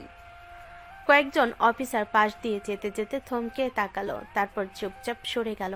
অভ্র ঠোঁট বাঁকিয়ে বলল, বেকার স্বামী তো আরো ভালো, সারাক্ষণ আপনার সঙ্গে সময় কাটাতে পারবে। কোনো অফিস টেনশন নাই, কোনো বসের ভয় নাই। চাই না বেকার স্বামী। আমার পাশে দাঁড়াতে হলে নিজের পরিচয় লাগবে, শুধু আমার ছায়া হয়ে থাকলে চলবে না। আপনি সবসময় এমন কথা বলেন যেন আমি অযোগ্য। অযোগ্য না, কিন্তু দায়িত্বহীনতা আমি পছন্দ করি না। আমি লড়াই করে এখানে এসেছি। আমার পাশে কেউ দাঁড়ালে সেও যেন নিজের জায়গায় দাঁড়িয়ে থাকে। কথাগুলো করিডোরে বাতাসে ভারী হয়ে ঝুলে রইল। অভ্র কিছুক্ষণ চুপ করে থাকলো, তারপর মৃদু গলায় বলল, ঠিক আছে, একদিন দেখাবো বেকার বলে যাকে অবহেলা করছেন সেই তোমার সমান হয়ে দাঁড়াবে। নীলা একবার তার দিকে তাকালো, সেই দৃষ্টিতে রাগ আছে কিন্তু কোথাও একটা চাপা প্রত্যাশাও লুকিয়ে আছে। যেদিন দাঁড়াবে সেদিন কথা বলবো, এখন সরে দাঁড়াও, আমার কাজ আছে। সে ঘুরে আবার নিজের কেবিনের দিকে চলে গেল। অভ্র করিডোরে দাঁড়িয়ে রইল, চোখে আবার দুষ্টু হাসি নেই, আছে এক ধরনের চ্যালেঞ্জার আগুন। থানার করিডোরে তখন বিকেলের আলো ঢুকে পড়েছে, অফিসাররা নিজেদের কাজে ব্যস্ত, কিন্তু বাতাসে এখনো চাপা টান। নীলা নিজের কেবিনের সামনে দাঁড়িয়ে কিছু নির্দেশ দিচ্ছিল, ঠিক তখনই তার চোখে পড়ল অভ্র একপাশে সরে গিয়ে ফোন কানে দিয়ে কথা বলছে। তার ভঙ্গিটা অদ্ভুত গম্ভীর, আর সেই চেনা হালকা দুষ্টু হাসিটা নেই। নীলা দূর থেকে তাকিয়ে রইল, অভ্র নিচু কিন্তু দৃঢ় কণ্ঠে বলছে, জি স্যার, নিশ্চিত খবর। বুঝেছি, এমপি নীলা ম্যামকে ফাঁদে ফেলতে ষড়যন্ত্র করছে। ঠিক আছে, যারা যারা এই কাজে সাহায্য করছে সবাইকে নজরে রাখুন, প্রয়োজন হলে থানায় ঢুকিয়ে দিন, প্রমাণ সহ কাজ হবে। তার গলায় এমন কৃতিত্ব যেন সে আদেশ দিতে অভ্যস্ত। অভ্র আবার বলল, না ম্যাম, কিছু জানবে না এখনই। না ম্যাম, কিছু জানবে না এখনই, সময় হলে জানানো হবে। আগে ওনার নিরাপত্তা নিশ্চিত করুন। ফোন কেটে দিল। দূরে দাঁড়িয়ে থাকা নীলা শুধু দেখছে অভ্র কথা বলছে, কিন্তু কি কথা বলছে সে জানে না। তার মনে হালকা প্রশ্ন জাগলো, এত গম্ভীর ভাবে কার সাথে কথা বলছে?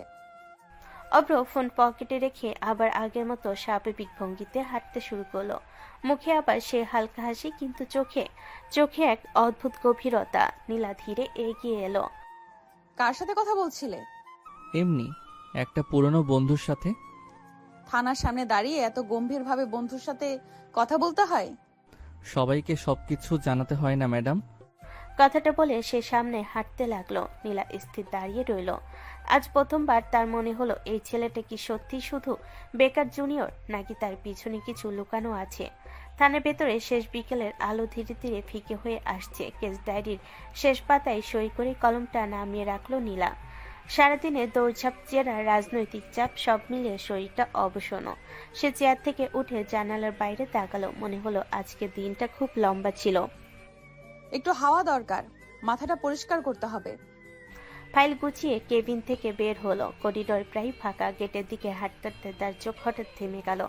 থানার বাইরে রাস্তার পাশে অভ্র তার বাইকে হেলান দিয়ে দাঁড়িয়ে আছে, দুহাত বুকের সামনে ভাঁজ করা, মাথা সামান্য নিচু, যেন অনেকক্ষণ ধরেই অপেক্ষা করছে।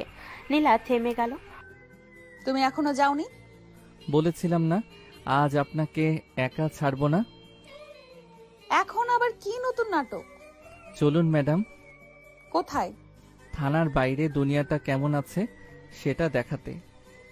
ঠিক আছে, কিন্তু বেশিক্ষণ না। অভ্র বাইক স্টার্ট দিল। ইঞ্জিনের শব্দে সন্ধ্যার নীরবতা কেঁপে উঠল। নীলা পিছনে উঠে বসলো। প্রথমে একটু দূরে বসেছিল, কিন্তু বাইক গতি পেতেই স্বাভাবিকভাবে সামান্য ধরে নিল অভ্রর কাঁধ। রাস্তার বাতাসে দিনের ক্লান্ত ধীরে ধীরে উড়ে যেতে লাগলো। শহরের ব্যস্ততা পেছনে ফেলে বাইকটা নদী পাড়ের দিকে এগোলো। নদীর ধারে পৌঁছাতে ঠান্ডা বাতাস মুখে এসে লাগলো। সূর্য ডুবে যাচ্ছে, আকাশে কমলা আর বেগুনি রঙের মিশ্রণ। অভ্র বাইক থামিয়ে বলল, নেমে পড়ুন ম্যাডাম, আজকের জন্য আপনার আদালত এখানে। নীলা ধীরে নামলো। নদীর দিকে তাকিয়ে কিছুক্ষণ চুপ করে রইল। জলের উপর সূর্যের শেষ আলো ঝিকমিক করছে। অনেকদিন পর এভাবে বের হলাম।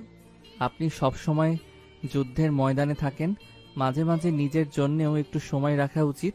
আর তুমি সারাদিন আমাকে চ্যালেঞ্জ দাও, আবার শেষে এখানে নিয়ে আসো কেন?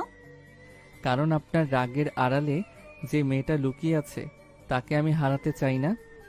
নদীর হাওয়া দুজনের মাঝখানে নরম হয়ে বইছে। আজ থানার কোলাহল নেই, রাজনৈতিক চাপ নেই, শুধু গভীর শব্দ আর দুজন মানুষের নীরবতা। হয়তো এই নীরবতার মাঝে জমেছে নতুন কোনো অনুভূতি। নদীর পাড়ে হালকা বাতাস বইছে, সূর্য প্রায় ডুবে গেছে। আকাশে কমলা আর বেগুনি রঙের মিশ্রণে এক অদ্ভুত শান্ত সৌন্দর্য ছড়িয়ে আছে। দূরে একজন মানুষ হাঁটছে, কেউ বসে গল্প করছে, কেউ নদীর দিকে চুপচাপ তাকিয়ে। নীলা নদীর জলে চোখ রেখে দাঁড়িয়ে আছে। দিনের সব ক্লান্তি যেন এই বাতাসে একটু একটু করে হালকা হয়ে যাচ্ছে। হঠাৎ পেছন থেকে অভ্র এসে তাকে জড়িয়ে ধরল। নীলা চমকে উঠল। কি করছো? কত মানুষ আছে এখানে। তাতে কি, আমরা তো পবিত্র সম্পর্কে আবদ্ধ। স্বামী স্ত্রী জড়িয়ে ধরলে আকাশ ভেঙে পড়বে নাকি? নীলা চারিদিকে তাকালো, সত্যি কয়েকজন মানুষ পাশ দিয়ে হাঁটছে। তার গলা হালকা লাল হয়ে উঠল। ছাড়ো, সবাই দেখছে। দেখুক, আমার বউকে জড়িয়ে ধরেছি, অপরাধ করিনি। নীলা এবার সত্যি লজ্জা পেয়ে গেল। তার কঠোর পুলিশি চেহারার আড়ালে যেন একেবারে অন্য এক মেয়ের মুখ ফুটে উঠল। তুমি একদম বদলাবে না অব্র। বদলালে তো আপনি চিনতেই পারতেন না। চলুন ম্যাডাম, একটু হাঁটি।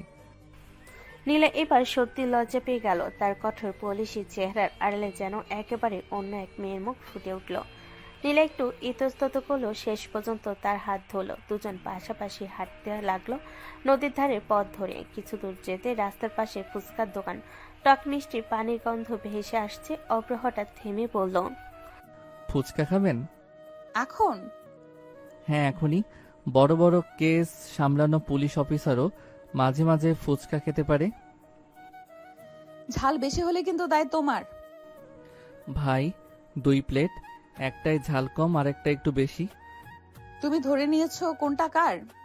আপনার কম ঝাল, বাইরে আগুন ভেতরে নরম। নীলা চুপ করে থাকলো, কিন্তু ঠোঁটের কোণে হালকা হাসি ফুটে উঠল। নদীর ধারে সেই ছোট্ট ফুচকার দোকানটার সামনে দাঁড়িয়ে দুজনে বেশ হালকা মেজাজে ছিল। বাতাসে টক পানির গন্ধ, চারপাশে কিশোর কিশোরীদের হাসি আর সন্ধ্যার নরম আলো, সব মিলে মুহূর্তটা একেবারে নির্ভার। দোকানদার তাড়াহুড়ো করে 2টা প্লেট এগিয়ে দিল। অভ্র আত্মবিশ্বাসী ভঙ্গিতে একটা প্লেট নীলার হাতে তুলে দিল। এই নিন ম্যাডাম, স্পেশাল কম ঝাল। নিশ্চিত তো? আপনার স্বামী কি কখনো ভুল করে? নীলা আর কিছু না বলে একটা ফুচকা তুলে গালে দিল। পরের সেকেন্ডে তার চোখ বড় বড় হয়ে গেল। ইস, এটা কি? আগুন লাগছে। সে হাত দিয়ে মুখে বাতাস করতে লাগলো। তার চোখ মুখ এক মুহূর্তের মধ্যে লাল টকটকে হয়ে গেল। পানি, পানি দাও। আপা, ভুলে প্লেট পাল্টে গেছে মনে হয়। অভ্র নিজের প্লেটের দিকে তাকিয়ে বুঝলো সত্যি ভুল হয়েছে। কম ঝালেরটা তার হাতে আর ঝালেরটা নীলার। নীলা লাফাতে লাফাতে বলছে, জ্বলছে, আমার জিহ্বা পুড়ে যাচ্ছে। আরে আরে দাঁড়ান, পানি দিচ্ছি। উফ, এটা মানুষ খায় নাকি? চারপাশে মানুষ তাকিয়ে আছে। নীলা লজ্জা রাগ ঝালের মিশ্রণে একেবারে অস্থির। অভ্র একটু চিন্তিত হয়ে গেল। দাঁড়ান, এভাবে হবে না। সে নীলার হাত ধরে একটু দূরে টেনে নিয়ে গেল। দোকানের ভিত থেকে সরিয়ে নীলা এখনো হাঁপাচ্ছে। কিছু একটা করো। অভ্র এক মুহূর্ত তার দিকে তাকিয়ে রইল, তারপর হঠাৎ করে তাকে কাছে টেনে নিল। এই কি করছো? কথা শেষ হওয়ার আগে অভ্র তার ঠোঁটে ঠোঁট ডুবিয়ে দিল। নীলা হতবাক, চোখ বড় বড় হয়ে গেল। কয়েক সেকেন্ড সে নড়ল না, যেন পুরো পৃথিবী থেমে গেছে। অভ্র ধীরে ধীরে তাকে আঁকড়ে ধরে রইল। কিছুক্ষণ পর আলতো করে সরে এলো। অভ্র নরম গলায় বলল, এখন কেমন? নীলা কয়েক সেকেন্ড কিছু বলতে পারল না, শুধু হাঁপাচ্ছে। ঝালের তীব্রতা সত্যি কমে এসেছে। নীলা ফিস ফিস করে বলল, তুমি পাগল? ঝাল কমানোর বিজ্ঞানসম্মত উপায়? নীলা এবার মুখ ঘুরিয়ে নিল, কিন্তু চোখে আর আগের মতো আগুন নেই। নদীর হাওয়া আবার বইছে, ঝাল কমেছে, কিন্তু অন্য এক উষ্ণতা যেন রয়ে গেছে বাতাসে। নদীর ধারে সেই হাসি ঠাট্টা, ঝাল ঝামেলা আর অদ্ভুত উষ্ণ মুহূর্তের পর দুজন ধীরে ধীরে বাইকের দিকে এগিয়ে গেল। আকাশ তখন পুরোপুরি অন্ধকার হয়নি, তবে সন্ধ্যার আলো মিলিয়ে গেছে। রাস্তার লাইটগুলো জ্বলে উঠছে একে একে। অভ্র হেলমেটটা নীলার হাতে দিল। চলুন ম্যাডাম, আজকের অভিযান এখানেই শেষ। অভিযান তোমার ছিল, আমি তো শুধু ঝালের শিকার। শিকার না, সন্ধ্যার নায়িকা। নীলা আর কিছু বলল না, চুপচাপ বাইকে উঠে বসলো। ফেরার পথটা আগের চেয়ে শান্ত। দুজনেই যেন নিজের ভাবনায় ডুবে গেল। বাড়ি গেটে পৌঁছে নীলা নামতে বলল, আজকে অনেক নাটক হলো। জীবনটাই তো নাটক, আমরা শুধু ডায়লগ বলি। আমি গোসল করে আসছি, মাথাটা পরিষ্কার করতে হবে। অভ্র দরজার পাশে দাঁড়িয়ে তাকিয়ে রইল। কিছুক্ষণ পর বাথরুমে দরজা খুলল। ভেতর থেকে বেরিয়ে এলো একেবারে অন্যরকম নীলা। ভেজা চুল পেছনে ছড়িয়ে আছে, সাদামাটা কিন্তু পরিপাটি একটা শাড়ি পরা। মুখে কোনো মেকআপ নেই, তবুও এক অদ্ভুত। অভ্র কিছুক্ষণ তাকিয়ে রইল। সুন্দর লাগছে জান। আমি কারো জান না। কারো হওয়ার দরকার নাই, আমার হলেই হবে। এত সহজ না আমাকে পাওয়া। আমি তো সহজ কিছু চাই না, কঠিন জিনিস জিততেই ভালো লাগে। দেখাই যাবে। সময় লাগুক, তবুও একদিন আপনি নিজেই বলবেন আমি শুধু তোমার। ঘরের ভেতর হালকা নীরবতা জমেছিল। জানালা পর্দা নড়ছে, ভেজা চুল কাঁধে ছড়িয়ে আয়নার সামনে দাঁড়িয়ে আছে নীলা। অভ্র এখনো তাকিয়ে আছে তার দিকে, চোখে মিশ্র অনুভূতি, অর্ধেক দুষ্টুমি, অর্ধেক গভীরতা। নীলা আয়নায় তার দিকে দৃষ্টি ফেলল। হয়েছে তোমার ডায়লগ? ডায়লগ না, মনের কথা। মনের কথা পরে শুনবো। এখন নিচে গিয়ে মাকে রান্নার কাজে সাহায্য করি। পুলিশ অফিসার হয়ে কিচেন ডিউটি? দায়িত্ব মানে শুধু কেস না, সংসারও একটা দায়িত্ব। কথা শেষ করে তার দরজা খুলে নিচে নেমে গেল। তার শাড়ির আঁচল সিঁড়ি দিয়ে নামতে নামতে হালকা দুলছে। অভ্র কিছুক্ষণ দরজার দিকে তাকিয়ে রইল, তারপর ধীরে দরজা বন্ধ করলো। মুখের হাসি মিলিয়ে গেল।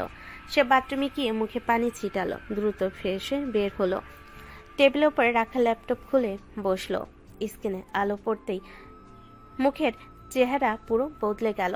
একেবারে গম্ভীর মনোযোগী কিবোর্ডে দ্রুত আঙ্গুল চালাতে লাগলো। কিছু ফাইল খুললো, কিছু তথ্য চেক করলো, তারপর ফোনটা হাতে নিল, ডায়াল করলো একটা নাম্বার। 2 রিংয়ের পর ওপাশ থেকে গম্ভীর কণ্ঠ। জি স্যার। রায়হানের সব ব্যাকগ্রাউন্ড চাই, ব্যাংক ট্রানজেকশন, বিদেশি কানেকশন, কার সাথে মুভ করছিল সব। একটা তথ্য বাদ যাবে না। হয়ে যাবে স্যার। আর শুনুন, এমপির অফিসে কারা কারা ঘনিষ্ঠভাবে জড়িত তাদের নামের তালিকাও চাই, দ্রুত। কল কেটে গেল। অভ্র কিছুক্ষণ চুপচাপ স্ক্রিনের দিকে তাকিয়ে রইল। তার চোখে এখন আর সেই হালকা বেকার ছেলে নির্লিপ্ত ভাব নেই, বরং সেখানে আছে পরিকল্পনা, ক্ষমতা এবং অদৃশ্য এক প্রভাব। নিচে রান্নাঘর থেকে নীলার হাসির শব্দ ভেসে আসছে, আর উপরে ল্যাপটপের আলোয় বসে আছে এক মানুষ, যার সাধারণ চেহারার আড়ালে লুকিয়ে আছে এক গভীর অজানা এক সত্য। নিচের রান্নাঘরটা তখন একেবারে ঘরোয়া উষ্ণতায় ভরে গেছে। চুলার কড়াইতে তরকারি ফুটছে, পেঁয়াজ রসুন ভাজার গন্ধে পুরো ঘরটা মোমো করছে। নীলা শাড়ির আঁচল গুটিয়ে সবজি কেটে দিচ্ছে। আজ তো তোমাকে খুব ফুরফুরে লাগছে মা। ফুরফুরে না মা, একটু শান্ত বলা যায়। কাজের চাপ কমেছে নাকি? চাপ তো কমে না, তবে মাঝে মাঝে মনে হয় সবকিছুর বাইরে একটু স্বাভাবিক জীবন দরকার। সংসারেই মানুষকে স্বাভাবিক রাখে। মা, আপনি কখনো ভয় পান না? এত কেস সামলাই, এত শত্রু। আল্লাহ আছে, আজ আমার ছেলে আছে, তুমি তোমার কাজ করো। আপনার ছেলে? তুমি এখনো ওকে পুরো চিনো না মা। আর পাশে অভ্র মা ডাল নেড়ে দিচ্ছেন। ঠিক তখনই পেছন থেকে কারোর কাশির শব্দ। অভ্র দরজার পাশে হেলান দিয়ে দাঁড়িয়ে আছে, মুখে আবার সেই চেনা দুষ্ট হাসি। দুইজনে মিলে আমার নামে গোপন সভা বসিয়েছেন নাকি? তুমি এখানে কেন? উপরে তো খুব ব্যস্ত ছিলে। ব্যস্ত মানুষও তো খেতে চায়, আর বউ কিচেনে থাকলে স্বামী কি দূরে থাকতে পারে? আরে বাবা, রান্না শেষ হতে দাও। কি রান্না হচ্ছে একটু টেস্ট করে দেখি।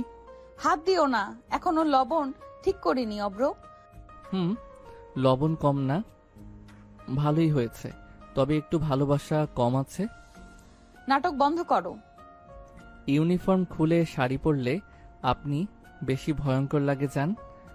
আবার জান বললে কিন্তু চামচ মাথায় পড়বে। তোমরা দুজন থামবে? আমি তো শুধু সাহায্য করতে এসেছি। তোমার সাহায্য মানেই গোলমাল। রান্নাঘর ভরে গেল হাসিতে। আজকে সন্ধ্যায় কোনো কেস নেই, কোনো রাজনীতি নেই, শুধু 3 জন মানুষের ছোট্ট সংসারের উষ্ণতা। কিন্তু এই উষ্ণতার আড়ালেই যেন জমে আছে কিছু অজানা রহস্য, যা এখনো নীলা পুরো বুঝতে পারেনি। রান্নাঘর থেকে শোনা কৌতুক আর হাসি ঘরে ধীরে ধীরে নীরবে মিলিয়ে গেল। চুলা থেকে পেঁয়াজের গন্ধ, লেট ম্যাগাজিনের আলো, সব মিলিয়ে একটা শান্ত সন্ধ্যার ছায়া। নীলা রান্নার কাজ ছেড়ে নিজেই কাপড় গুছিয়ে রুমের দিকে হাঁটতে লাগলো। অপর কিছুক্ষণ কৌতুক মিশিয়ে রান্নাঘরের কাজ দেখছে, তারপর হঠাৎ পেছন থেকে তার দিকে এগিয়ে এলো। আজকের দিনটা কি শুধু শেষ হবে রান্নার মাধ্যমে? অভ্র, বিরক্ত করো না, ক্লান্ত হয়ে গেছি। কিন্তু অভ্র থেমে না থেকে নীলার রুমে যেতে ধীরে ধীরে নীলার কাছে এগিয়ে গিয়ে হাত দিয়ে তার কোমর আটকালো। না বৌজান, আজকের ক্লান্তি মুছে দেবার সময় এসেছে। অভ্র, কি করছো? কথা শেষ হতেই সে ধীরে নীলার গলায় মুখ ডুবিয়ে কিস করতে লাগলো। ঠোঁট থেকে গলা, কোমল ছোঁয়া, প্রতিটা স্পর্শে নীলা কিছুটা হকচকিয়ে যায়। অভ্র ধীরে তাকে কোলে তুলে বিছানায় বসিয়ে রাখলো। আরে বৌজান, এত অস্থির হবেন না। নীলা রাগ দেখালো, তাড়াতাড়ি করে অভ্রকে ঠেকাতে দুহাত তুলে বলল, অব্র কি করছো? রাগ দেখান আর আমি পাত্তা দিচ্ছি না। অভ্র আবার কিস করতে লাগলো। নীলা চুপচাপ তার হাত আঁকড়ে ধরল, কিন্তু কিছু বলতে পারল না। অভ্র আবার নরম গলায় বলল, বৌজান, ক্লান্তি দূর করতে এই আদর দরকার। আপনি মেনে নিন বা না নিন, আমি থামবো না। নীলা চোখ বুজে নিজের রাগ ধরে রাখার চেষ্টা করলো, কিন্তু অভ্র ধীরে ধীরে ঠোঁট ডুবিয়ে সব অস্বস্তি কমিয়ে দিচ্ছে। রুমে হালকা বাতাস বইছে, রাতের আলো ভেসে আসছে জানালা দিয়ে। অভ্র তার সবকিছু মিলিয়ে নীলা শিথিল করতে লাগলো। প্রতিটি স্পর্শে, প্রতিটি চুম্বনে রাগের ফোঁটা গলে যাচ্ছে, কিন্তু নীলা এখনো পুরোদস্তর সমরূপ হয়নি। অভ্রকে থামাতে চাইলেও সে পাত্তা দিচ্ছে না। ঘরের মধ্যে গভীর রাত নেমে এসেছে, রান্নাঘরের আলো নিভে গেছে, আর সব কক্ষের মধ্যে এক নিস্তব্ধতা। খাওয়া দাওয়া শেষে সবাই শুয়ে আছে, শুধু মাঝে মাঝে দূরের কোনো ঘড়ির টিকটিক শব্দ বা দূরের গাড়ির হর্ন ভেসে আসে। দুজনেই ঘুমিয়ে আছে। হঠাৎ অভ্রের ফোন কাঁপতে, সে ফোনের স্ক্রিনে হঠাৎ আলো দেখলো। কল আসছে। অভ্র ফোন ধরে হেসে বলল, রাতের এ সময় কে কল করে কে জানে। সে কল ধরল, ধীরে ধীরে বেলকনিতে চলে গেল।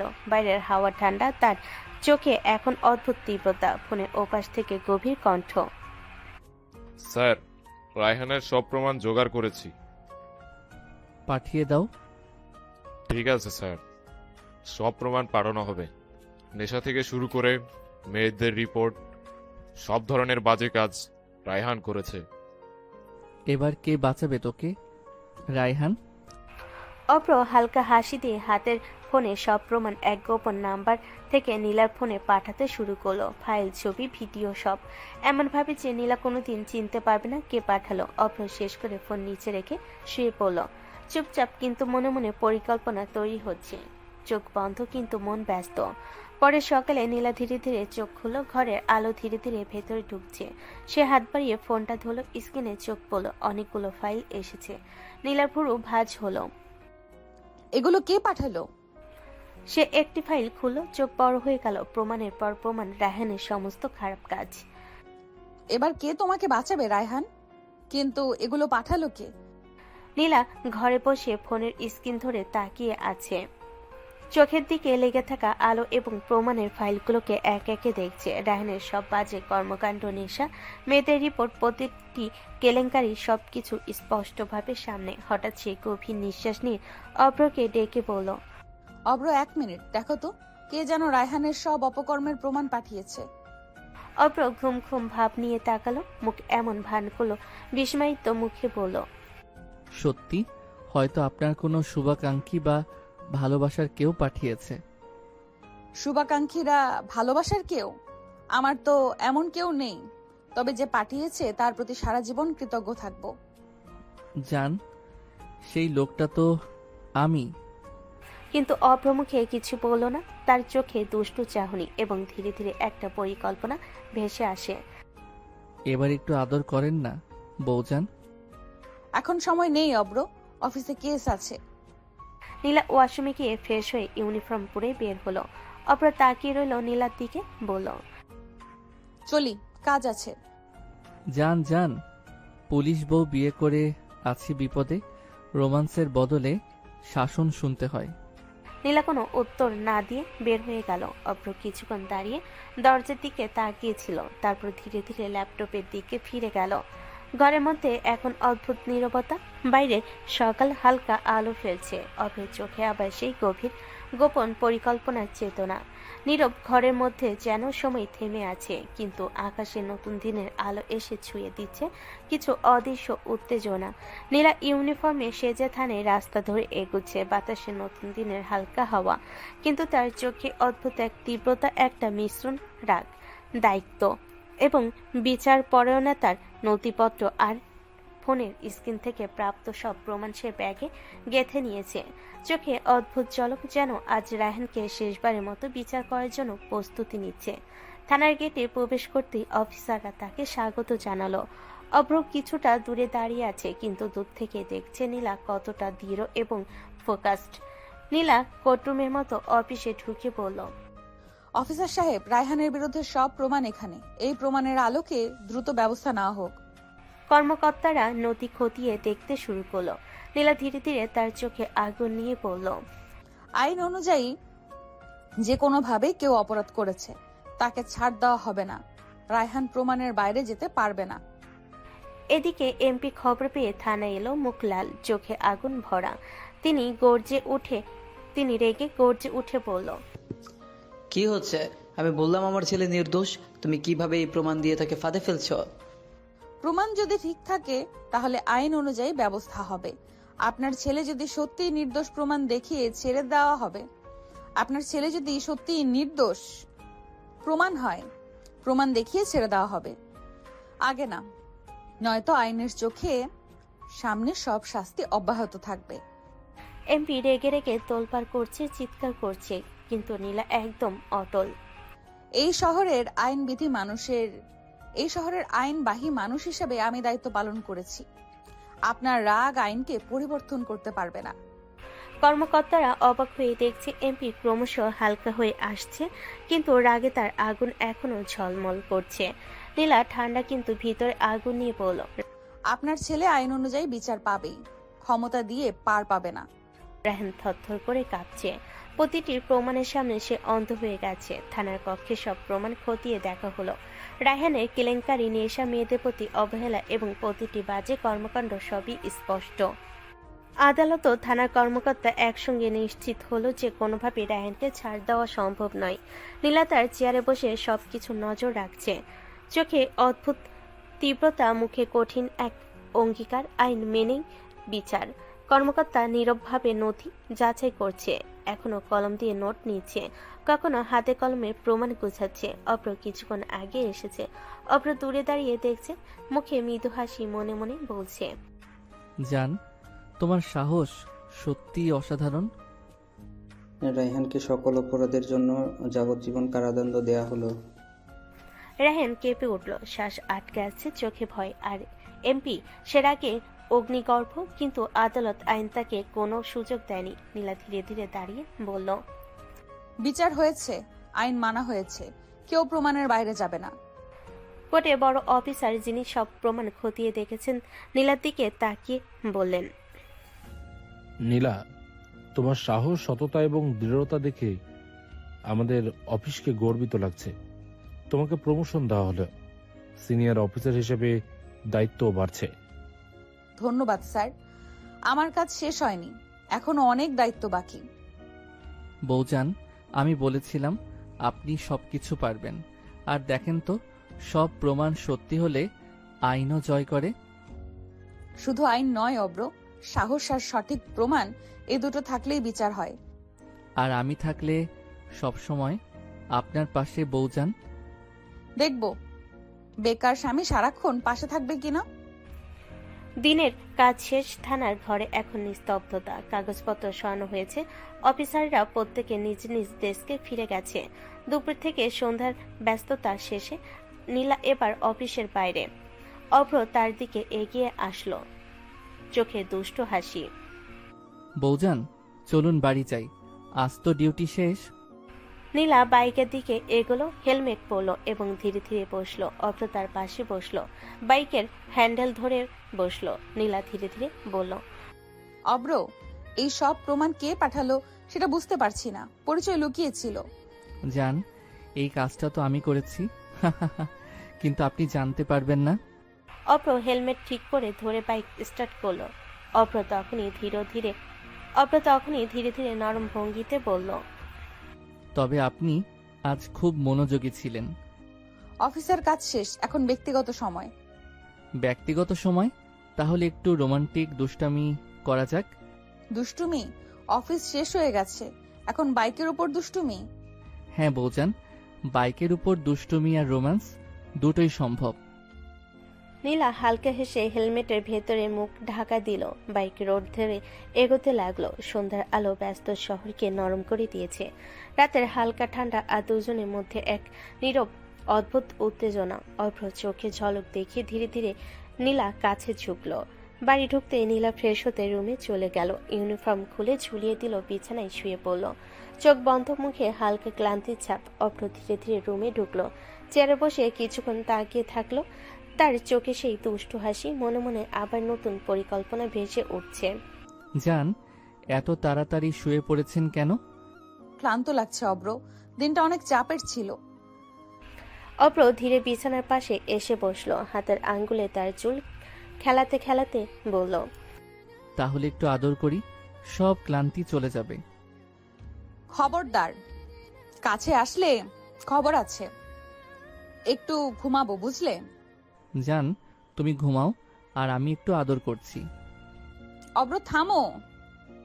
কিন্তু অভ্র কাছে গিয়ে ঠোঁটে ঠোঁট ডুবিয়ে কিস করতে শুরু করলো। ধীরে ধীরে হাত দিয়ে নরমভাবে কাছে টেনে নিল। নীলা রেখে সরানোর চেষ্টা করলো, কিন্তু অভ্র তার রাগকে পাত্তা দিল না। বউজান, চুপ থাকো না, শুধু আজকের ক্লান্তি মুছে দিতে এসেছি। নীলা চুপচাপ, কিছু বলতে পারল না। চোখে অল্প লজ্জা, মুখে রাগের চাপ। অভ্রের আদর ধীরে ধীরে সব ক্লান্তি, সব চাপ কমিয়ে দিচ্ছে। কিন্তু নীলা এখনো পুরোপুরি নিজের রাগ মুছে দিতে পারল না। নীলা রান্নাঘর থেকে খাবার টেবিলে বসলো। গরম ভাতের ভাপ আর মশলার সুগন্ধ ঘরে ছড়িয়ে পড়েছে। অভ্র পাশে বসে খেতে শুরু করলো। দুজনের মধ্যে হালকা হাসি, ছোট ছোট কথা আর দুষ্টামি, সব মিলিয়ে শান্ত এক রাতের আনন্দ। কিছুক্ষণ পরই নীলার ফোনে হঠাৎ সিগন্যাল এলো। থানার কল। সে রিসিভ করে সব শুনল। অফিসার বলছেন নতুন একটি কেস এসেছে, মাদক কেস।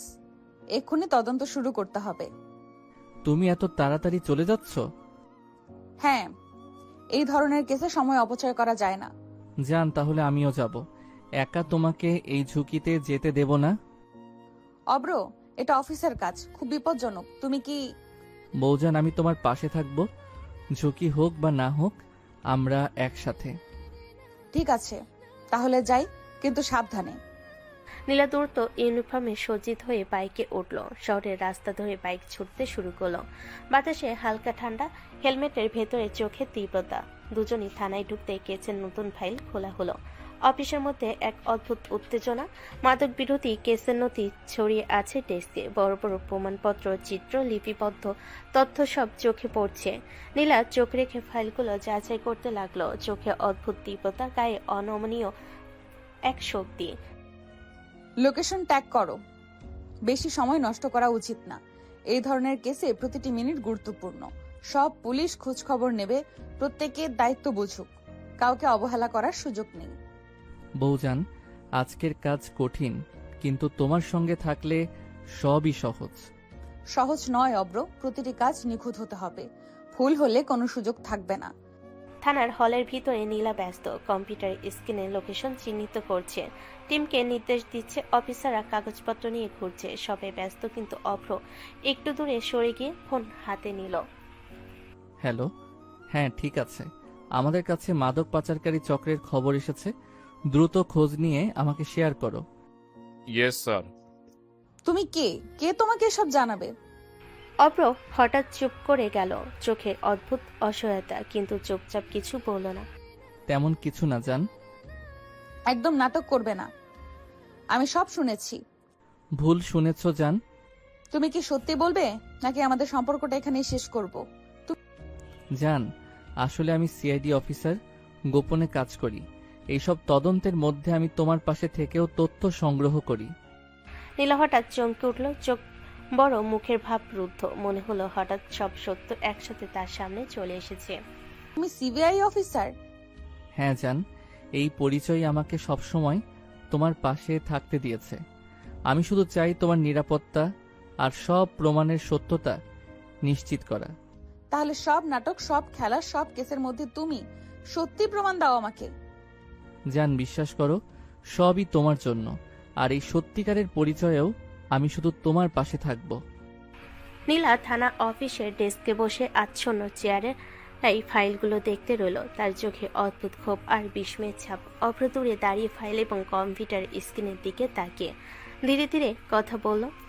জান, চিন্তা করো না, আমার লোক এখনই সব খোঁজ নিয়ে সত্যি ইনফরমেশন পাঠাবে। নীলা হঠাৎ উঠে দাঁড়ালো, চোখে আগুন ঝলমল করছে। সে শক্ত কণ্ঠে বলল, তাহলে এতদিন বলনি কেন? আমি যে কতবার তোমাকে বেকার বলে অপমান করেছি অব্র। অভ্র সামান্য হাসলো, চোখে মৃদু হাসির ঝলক। ধীরে ধীরে সে নীলার দিকে এগিয়ে এলো। জান, সেসব কোনো ব্যাপার না। মানুষ বাইরে যা দেখে তাই বিশ্বাস করে। তুমি বেকার ভাবো বা অন্য কেউ যা ভাবুক সেটা গুরুত্বপূর্ণ নয়। কিন্তু তুমি তো সিআইডি অফিসার, এতদিন জানাওনি। আমি কি ভাবতে পারি এত সাহস তোমার মধ্যে, আর আমি তোমাকে এইভাবে এড়িয়ে গেছি? অভ্র ধীরে হাতে নীলার কাঁধে স্পর্শ করলো, চোখে দৃঢ়তা আর মৃদু দুষ্টু হাসি। জান, আমি চেয়েছিলাম সবকিছু তোমার নিরাপত্তার জন্য হোক নিখুঁত। সত্য প্রকাশ করলে আমাদের সম্পর্ক এবং কাজ দুটোই ঝুঁকিতে পড়ত, তাই আমি গোপন রেখেছি। নীলা চুপচাপ, তার চোখে রাগ, কিন্তু সেই সঙ্গে মনে একটা অদ্ভুত প্রশান্তি। তার হৃদয় বুঝতে লাগলো যে মানুষটা যে এতদিন হালকা করেছে, বেকার বলে অপমান করেছে, তার ভেতর এত গভীর সত্য আর দায়বদ্ধতা লুকিয়ে আছে। অভ্র ধীরে ধীরে হাসি দিয়ে বলল, সবই তোমার জন্য জান, আর এখন আমি তোমার পাশে আছি। বিশ্বাস করো, সব ঠিক হয়ে যাবে। অভ্র থানার কক্ষে দাঁড়িয়ে ফোন হাতে দূর থেকে তার লোক ফোনে কথা বলছে। অভ্রর চোখে আগুন, হালকা দুষ্টু হাসি। কি খবর, সব ঠিকঠাক আছে তো? হ্যাঁ স্যার, সব সত্য। ওরা আস্তানায় আছে, মাদক পাচার করছে। জান, শুনছো কি? সব সত্যি। আমরা সঠিক সময় ধরতে পারবো। ভালো, তাহলে আমরা পুরো টিম নিয়ে সরাসরি যাই, কোনো ভুলের সুযোগ নেই। ঠিক আছে, আমি তোমার পাশে থাকবো। সবকিছু আমার নজরে। দুজনে দ্রুত টিমের সঙ্গে যোগাযোগ করলো। পুলিশ অফিসাররা প্রস্তুত হচ্ছে। লোকেশন চিহ্নিত, গাড়ি সাজানো, কম্পিউটার স্ক্রিনে মানচিত্র খোলা, সবই নিখুঁত পরিকল্পনা। নীলা মাথা নেড়ে পড়ল। সবাই প্রস্তুত? ভুল হলে কেউ বাঁচতে পারবে না। আমরা আজই তাদের ধরে ফেলবো। গাড়ির হর্ন বাজালো, টিমের গাড়ি দ্রুত রওনা হলো। রাতের অন্ধকারে পুলিশদের গাড়ি চলল নদীর ধারে, শহরের রাস্তা ধরে। দম বন্ধ করা, উত্তেজনা, সবই জানে আজকের অভিযান, আজকের কেস, জীবন জীবিকা উভয়ের পরীক্ষা। অভ্র, নীলা এবং পুরো টিম আস্থানেই পৌঁছালো। বাইরের অন্ধকারে, ভিতরে নেশার গন্ধ আর অচেনা মানুষের আওয়াজ। নীলা হঠাৎ ধীরে ধীরে বলল, যে কোনো মুহূর্তে ওরা পালানোর চেষ্টা করবে, সবাই সতর্ক। জান, তুমি চিন্তা করো না, আজ আমি তোমার পাশে আছি। কেউ পালাতে পারবে না। মাদক পাচারকারীরা ভাবতে পারবে না যে তাদের কাছে আঘাত আসছে। অভ্র ও নীলা পুরো টিমের সাথে নিখুঁত সমন্বয় করে তাদের ঘিরে ফেলেছে। সবাইকে ধরে থানায় নিয়ে আসা হলো। চক্রের প্রতিটি সদস্য এখন সঠিক জায়গায়, পুলিশের হাতে। অফিসের বাতাসে শান্তি, আর নীলা অভ্র দুজন এখন বাসায় ফিরছে। অভ্র হালকা হাসি দিয়ে বলল, জান, একটু সুন্দর করে সাজো। কোন দুঃখে? দুঃখে না, সুখে। তোমার স্বামী তো বেকার না, তাই সুখে সাজো। নীলা হালকা চোখ মেলে ধীরে ধীরে শাড়ি পরে আসলো। অভ্র তার দিকে এগিয়ে এসে হঠাৎ নরমভাবে জড়িয়ে ধরে গলায় মুখ ডুবিয়ে কিস করতে শুরু করলো। জান, সুন্দর লাগছে। নীলা লজ্জায় ধাক্কা দিল, কিন্তু অভ্র পাত্তা দিল না। অভ্র ধীরে ধীরে নীলাকে কোলে তুলে বিছানায় শুয়ে দিল। চোখে দুষ্টু হাসি, কিন্তু হৃদয়ে গভীর ভালোবাসা। জান, আজ অনেক কাজ হয়েছে, এবার শুধু তোমার জন্য সময়। তার ঠোঁটে ঠোঁট ডুবিয়ে কিস করতে লাগলো। নীলা প্রথমে চুপচাপ, একটু লজ্জা, তারপর তার হৃদয় নরম হতে লাগলো। ঘর ভরে গেল আদর আর কোমলতার মিশ্রণে। হাতে ছোঁয়া, চোখে চোখ রাখা সেই মুহূর্তগুলো যেন সময় থেমে গেছে।